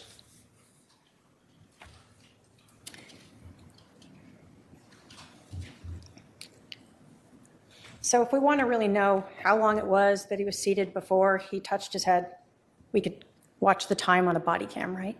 Yes. You were asked if you met with These the are prosecutor previously. nonsense questions. When we met, did you have to watch that? This is a nonsense questioning. There's no fucking reason to. Women are so catty, and they just gotta have the last word. These are stupid questions. I'm sorry, but they're fucking stupid. Entire body cam? Yes. And is that when you actually initialed it, exhibit number 1 there, so that you would recognize it in court? Yes. You were asked about when you arrived and when you later transported Alex Cox to the precinct. Would looking at the CAD report help refresh your recollection as to when you had at least... Firefly has a channel? Oh, well, why didn't she promote it? She could get 6 new subs. Hold on. I don't know how to find her name. I'll subscribe to her channel. Why didn't she say anything? But I guess you probably shouldn't promote your channel on a different channel, right?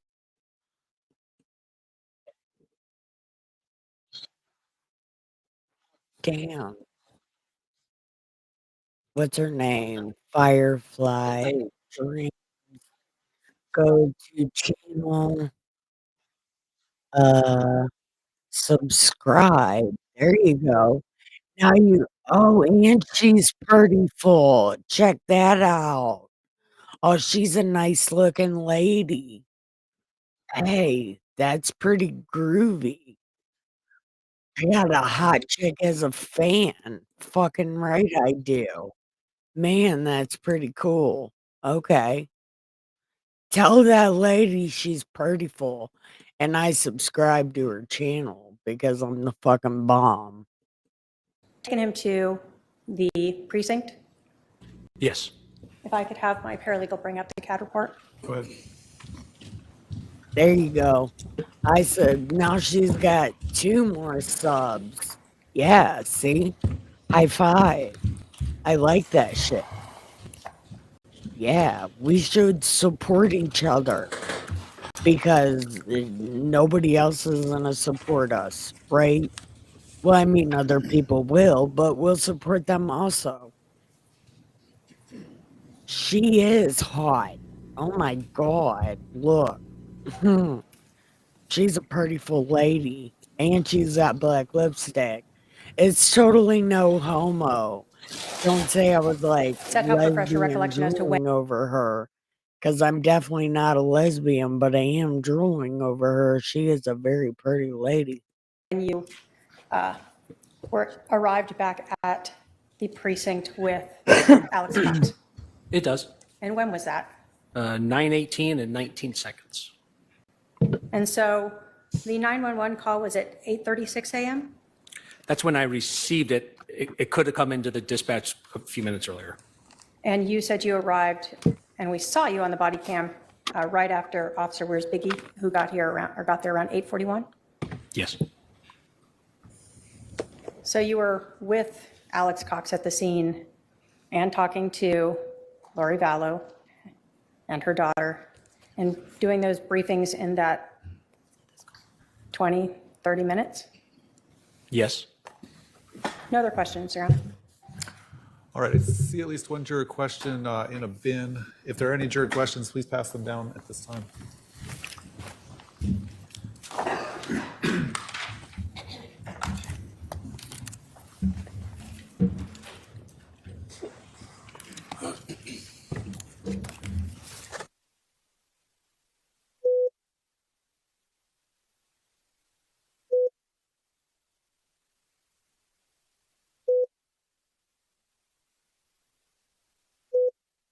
East Idaho News is clever. They just add sounds in here. So, like, it lets you know it's somebody else's shit. But I don't care. I liked and subscribed. So I'm not too much worried about it. But I think that's so funny.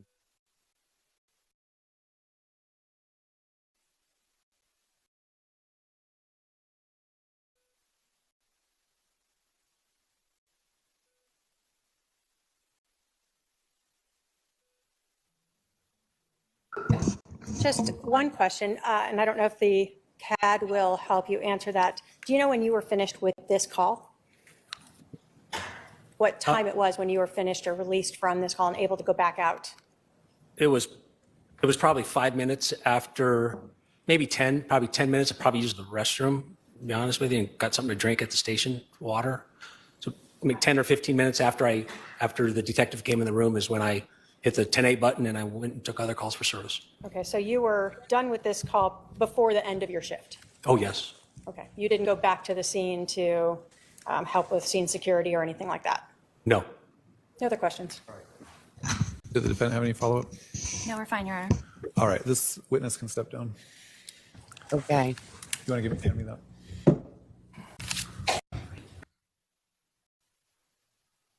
This trial's going pretty fast.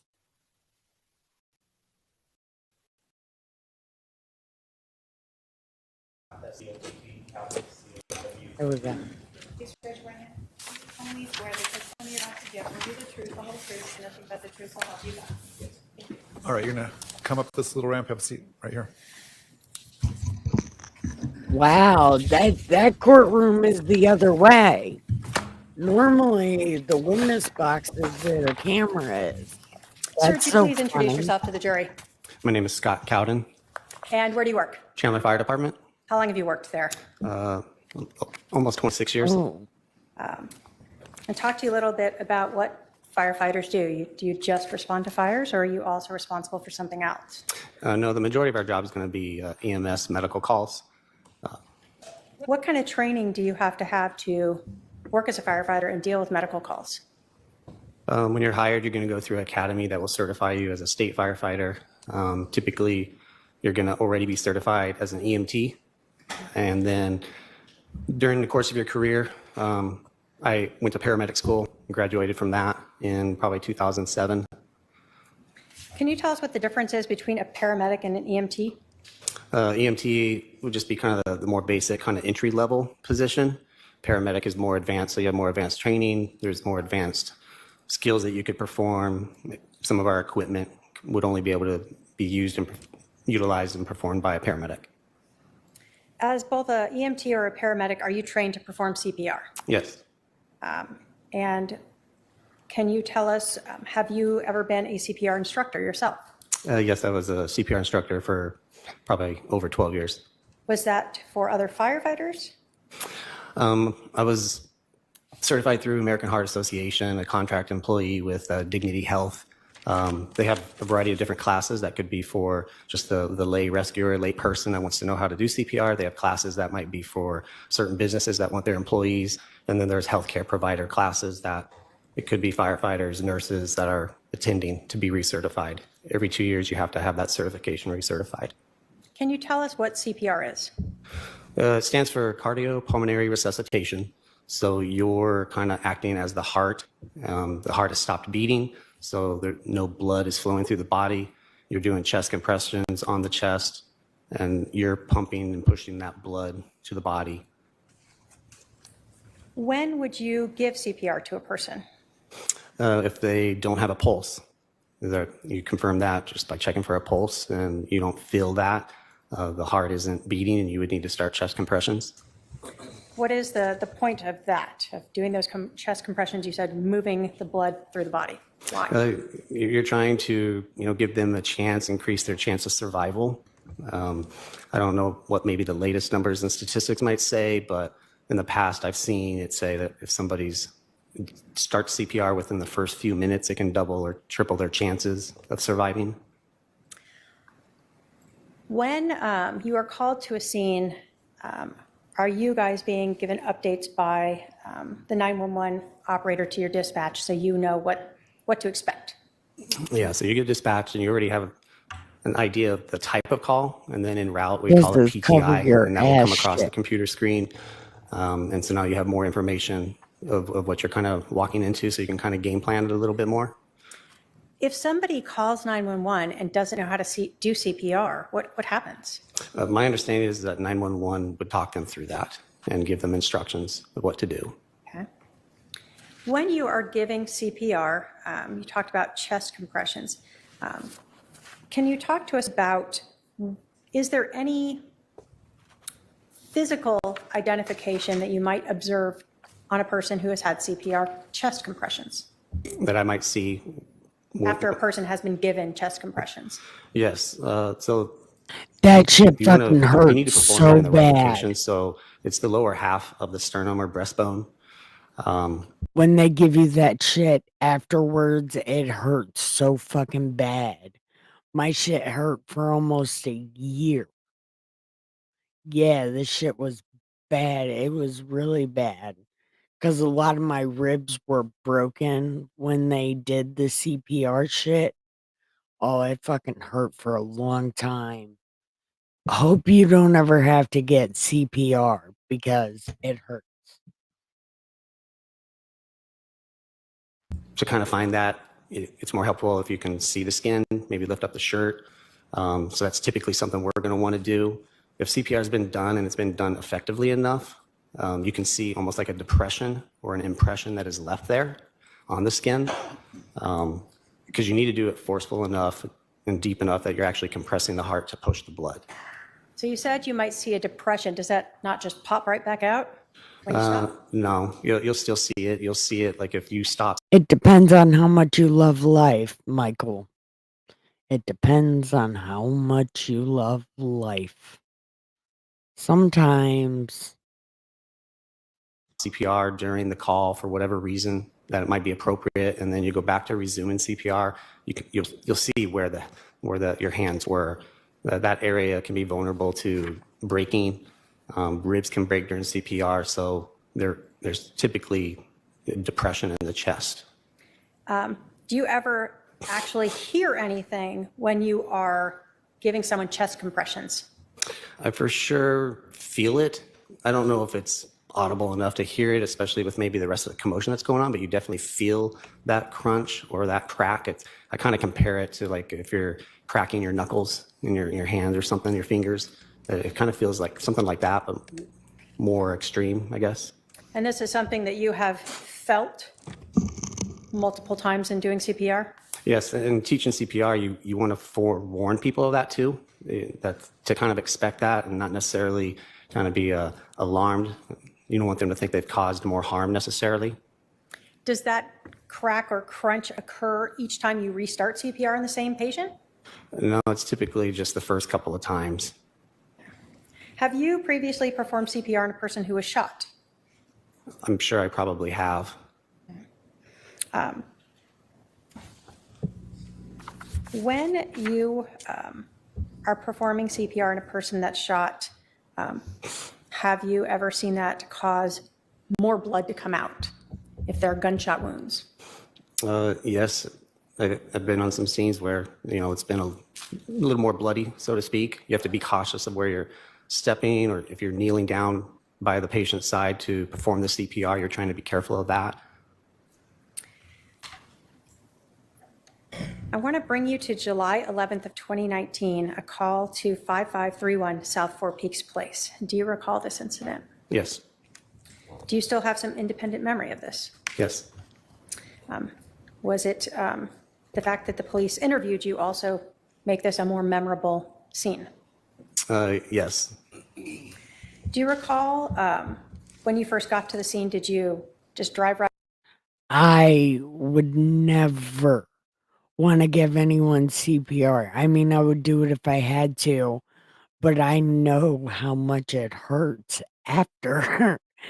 Afterwards, I'm telling you that pain don't go away for like a fucking year. It's horrible. It's horrible. Right up, or how did you guys approach the scene? Call types like this, we're going to stage and wait for PD to clear the scene so it's safe to enter.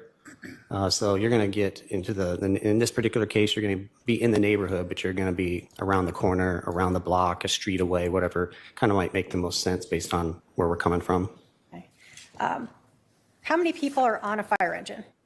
In the city of Chandler, we typically have at least 4 on any of our fire engines and fire ladders. And what was your role? So you'll have a captain who's up front. That's the person that's in charge. I'm a fire engineer specifically, so I drive the fire apparatus. And then we'll have 2 firefighters in the back seat. Do you recall in this case about how far away you were staged? I mean, from a time standpoint, we might have been. After this witness, I'm going to bed. Well, I'm gonna get offline. 30 seconds away. Who were the other people on your team that day, By names? if you recall? Okay. Captain Yeah, Keller, no, forget being a firefighters butcher. Kaczynski, and firefighter Fife. When you arrive at a scene like this, you told us that there's a captain, you're the driver. Does everyone sort of have a job, or how does that work when you first get there? You typically may kind of talk about roles and what might happen. Also, like in this particular case, this was our first call of the day. So all of our calls, we're going to do some documentation and chart it. And so we typically start with the captain will start the first call of the day. So that meant Captain Keller was going to be charting it. So that would leave the other 3 of us to do the evaluation, assessment, and patient contact and skills. So when you drove up to the scene, what did you see? I remember us having to make a turn, and a couple of officers, I feel like, were already there, kind of navigate their cars, position right in front of the house. Saw at least one officer outside, saw a citizen, I feel like probably in the driveway somewhere with that officer. And then we just kind of proceeded out of the apparatus. When you guys entered the house, you said that Captain Keller was going to be charting. So does that mean he wouldn't be touching the patient? More than likely not, unless we needed additional help. I mean, he possibly could have been the first one in. Also, the way we were parked, that passenger side of the fire apparatus was the closest to the front door. He might have been in first, because I'm going to be on the other side. The 2 firefighters are getting out and going to the back compartment of the truck to get the equipment. So he may have walked up and possibly checked a pulse or something like that first, but he didn't. I don't feel like he did anything else other than that, if that. Okay. You told us that as you're going there, you're receiving information about the patient, correct? Correct. In this case, had you received any information about whether or not he was receiving CPR? Yes, I recall we had that info two ways. We had it with the PTI on our computer screen, which would be coming from our fire department dispatch. And then we have the ability to also listen on the radio to the PD channels.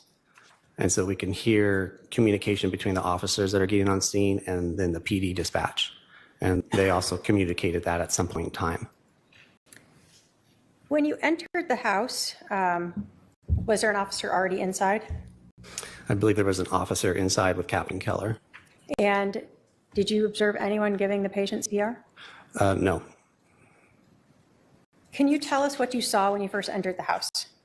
You walked in the front door, just kind of a little entryway, and it kind of, I feel like it stepped down into maybe a formal kind of family room or something, but it was empty with no furniture anywhere in the room. That jumped out at first because it makes it easier. Like sometimes we're on scenes where the patient could be between a bed and a closet and you got to move them somewhere. So those thoughts are already kind of in your mind that you may have to move a patient just to have better access, and that was not a challenge here. Did you notice any blood on the scene? Not until I saw it on the patient's chest, but I didn't see it in the room. It wasn't something that I was going to need to avoid kneeling in to do CPR, avoid standing in, walking Good night, around. Muddy. There's four of us. I'll see you We probably tomorrow had if you at least show 4 up. boxes of equipment in I there. love you. So we didn't have to worry about where we placed the Oh. stuff in terms of blood. Go give the pillows some head and the sheets some ass and have the sweetest dreams ever. There's only 10 minutes left of this, it looks like. Have you been to scenes where there's a large pool of blood around the patient that you're trying to not step in, kneel in, get in? Yes. You told us that you saw blood on the patient. Do you recall seeing any blood pooling in his chest? I just neck area? realized our names I rhymed. don't Nikki recall it Marie. pooling. He still had clothes on, a shirt on, and so it had been absorbing some blood. I'm going to show you an admitted.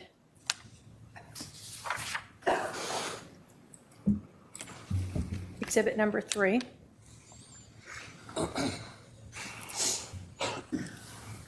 Do you recall ever seeing this pooling of blood around his neck there? I don't recall that. Okay. When you first saw the patient, what was your first impression? That he's lying there unresponsive. You're not seeing any signs of life. You don't see somebody that's maybe moaning from an injury, moving, no spontaneous breathing. What was your question again? Just your first impressions of him as you are walking in and you're looking at him and assessing him. Yeah, I guess that would be sufficient for my answer. Did you think that he could be deceased? It's definitely was a possibility. There was no, like I said, no obvious signs of life.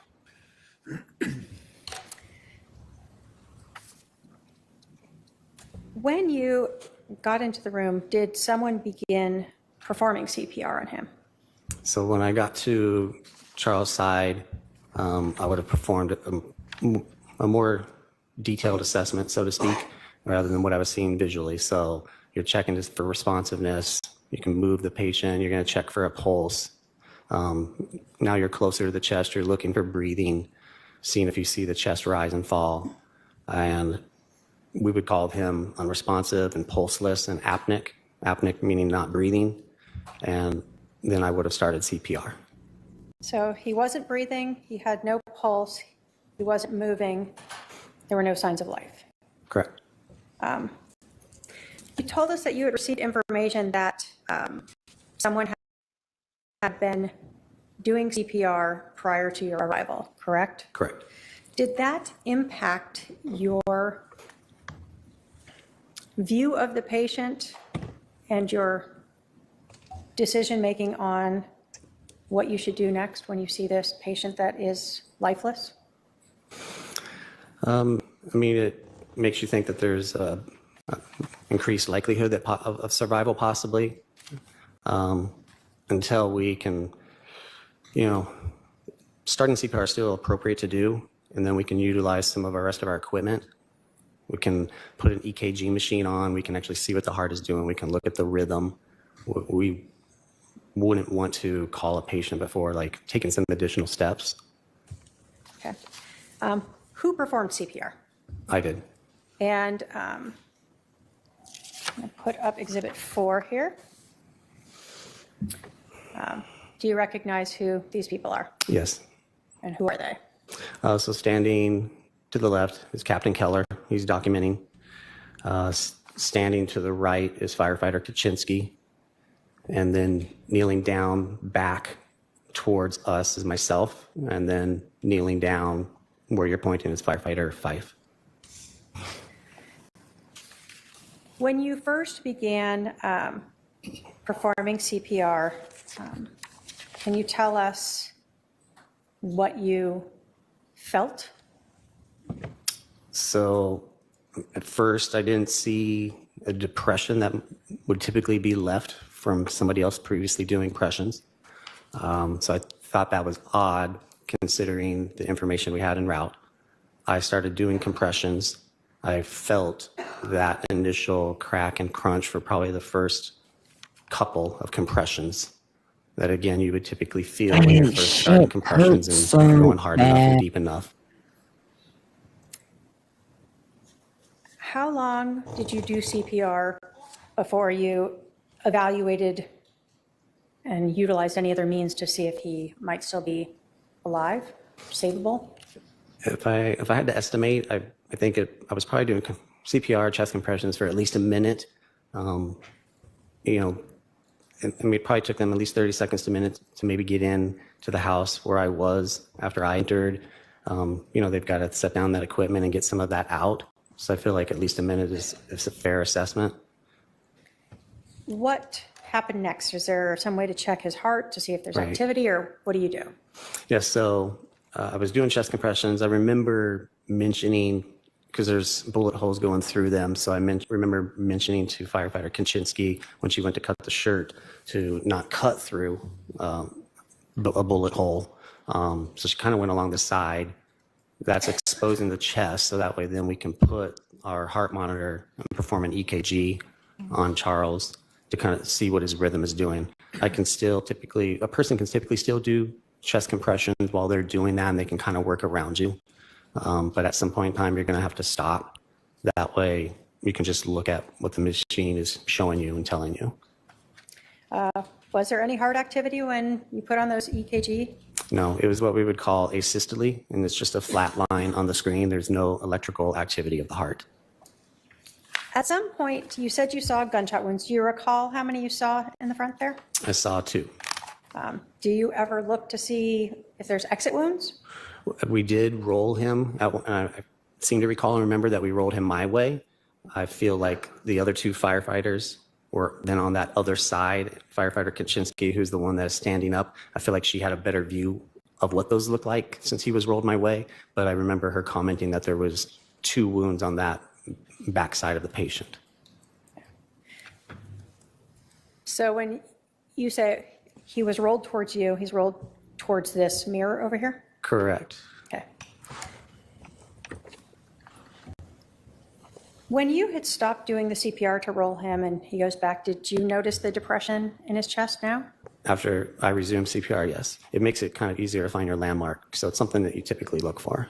So it was not there when you first started CPR, Correct. but it was after you had performed it. Correct. Do you wear gloves when you do this? Yes. Did you have blood on your gloves after you were doing CPR? Yes.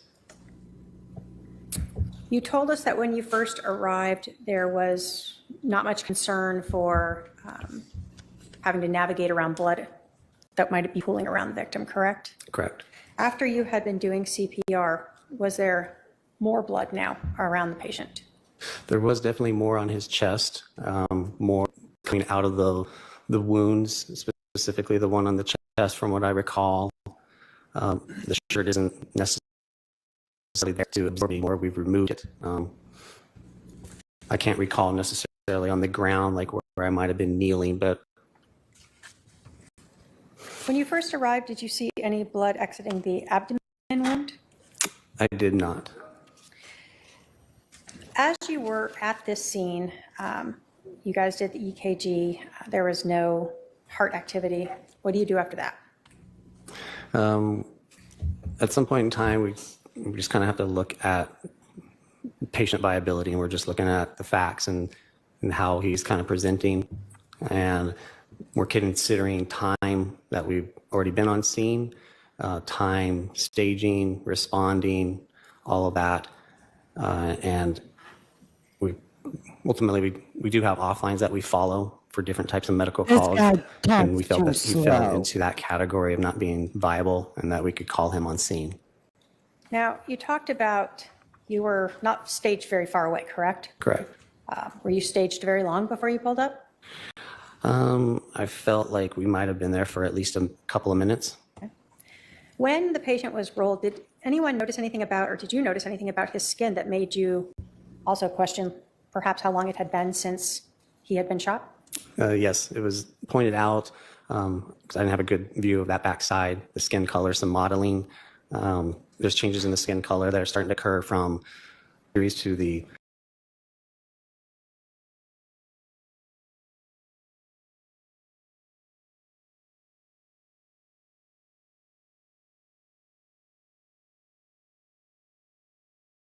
Okay. Well, I guess that is over. I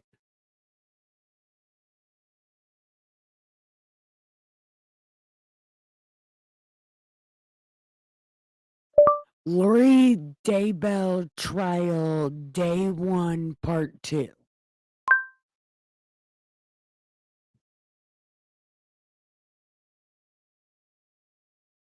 Okay. That commit this crime. Conspiracy. Conspiracy is an agreement between two or more people to commit a crime. Okay, so you see here? Okay. There has to be an agreement. There has to be a plan. The evidence in this case will show that Charles Vallow and I got married in February 2006. It will show. Okay. I want to bring you to July 11th of 2019, a call to 5531 South Four Peaks Place. Do you recall Okay. decision-making on what you should do next when you see this patient that is lifeless? he's going to be bleeding internally.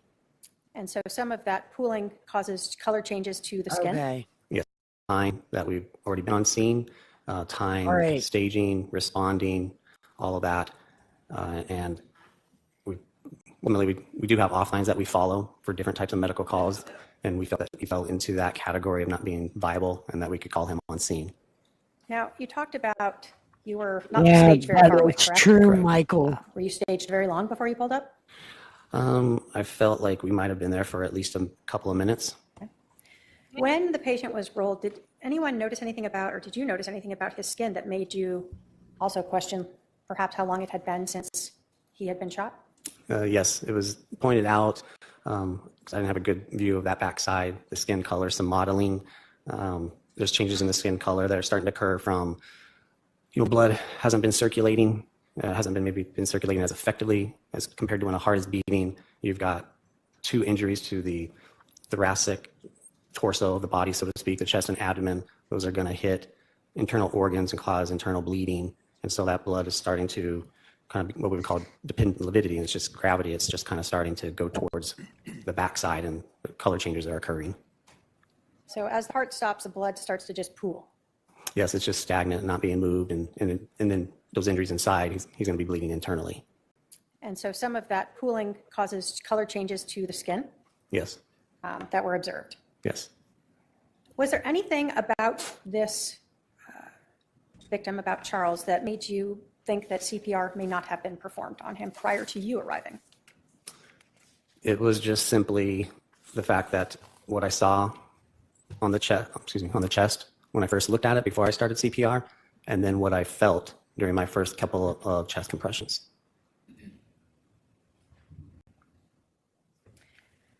After you guys rolled him, saw the modeling and the lividity, was any further CPR performed? From what I recall, yes. Okay. When did you call this then? Say that again. When did you call it? When did you stop performing CPR?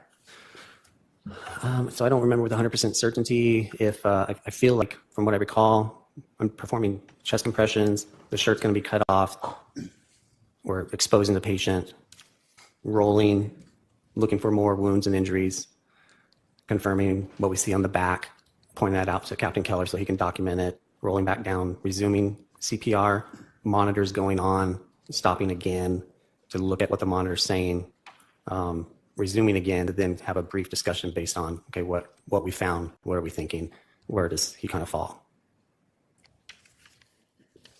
Ultimately, did you guys terminate any treatment at about 8:48 a.m.? If that's what's on the documentation, I would agree with that. I know we responded in the morning. It was our shift starts at 8 a.m. This was our first call. I don't remember if you said earlier what time we dispatched or not, or just established the date. If my paralegal could approach with the charting, would looking at the charting help you refresh your recollection as to when you guys ended Sure. any life-saving means?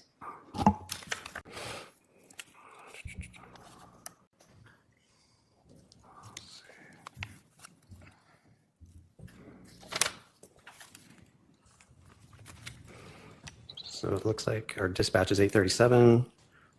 Looks like we might have made patient contact at 8:45.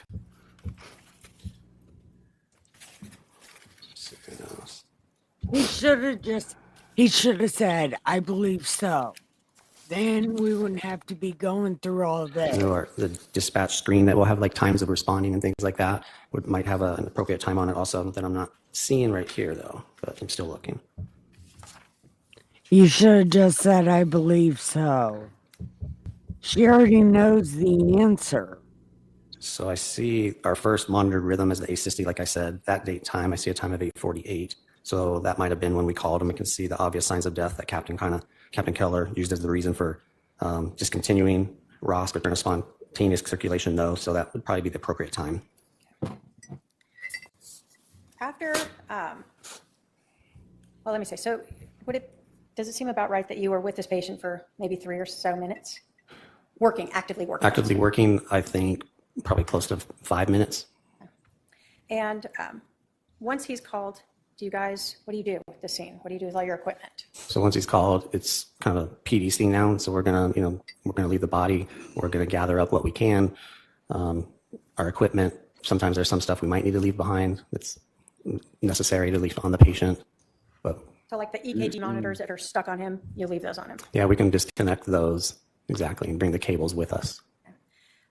When you told us when you arrived that you noticed a individual with a police officer near the driveway. Correct. Did you see that same person still outside when you exited? Yes. Did you notice any bleeding or obvious injuries to that person? No. Did you make an assumption as to who that was? Yes, our PTI en route said brother or brother-in-law shot brother, so performing CPR. So you're kind of assuming it's that person. Okay. In terms of his size, is he someone that you talked about people may not be able to always be strong enough or able to perform CPR in a way to cause the depression or that crunching sound, for lack of a better term? In your experience, what type of people are we talking about for that, where you wouldn't be surprised that you may not have seen that depression or the crunching? It's typically going to be maybe an elderly population, somebody that's not as big, not as strong, that we might not be able to perform chest compressions hard enough and deep enough. Sometimes if a patient is in a bed, so mattress has give to it, compressions won't be as effective. You want to get him to the floor. Obviously, he was already on the floor, so that aids chest compressions. Was there anything about this male that you saw when you observed him entering or exiting that made you believe that he had been injured? Oh. Based upon your training and experience and what you observed and did in this case, would you agree that the victim, Charles Vallow, was dead before you entered the house? Yes. Based upon your training and experience and what you observed and did in this case, would you agree that it was highly unlikely that anyone had performed CPR on Charles Dallow prior to you doing that? Yes. I have no other questions, Your Honor. All right, cross. You want me to go now, or it's 4:30, I didn't know if you wanted How long do you anticipate your cross-examination? to. Could take a while, Your Honor. All right, we'll break for the evening then. We'll need you back here tomorrow morning at 10:30. 10:30. Yes. All right. All right, we'll release the jury at this time for the So- evening. We'll resume tomorrow. Tomorrow we'll be picking up on day 2. That'll be amazing, right? We'll be picking up on day 2. Sweet. So make sure you come back tomorrow. Press like and subscribe. I totally appreciate you. It's time to give the pillow some head and the sheets some ass and have the sweetest dreams ever. Love you so much. Bye.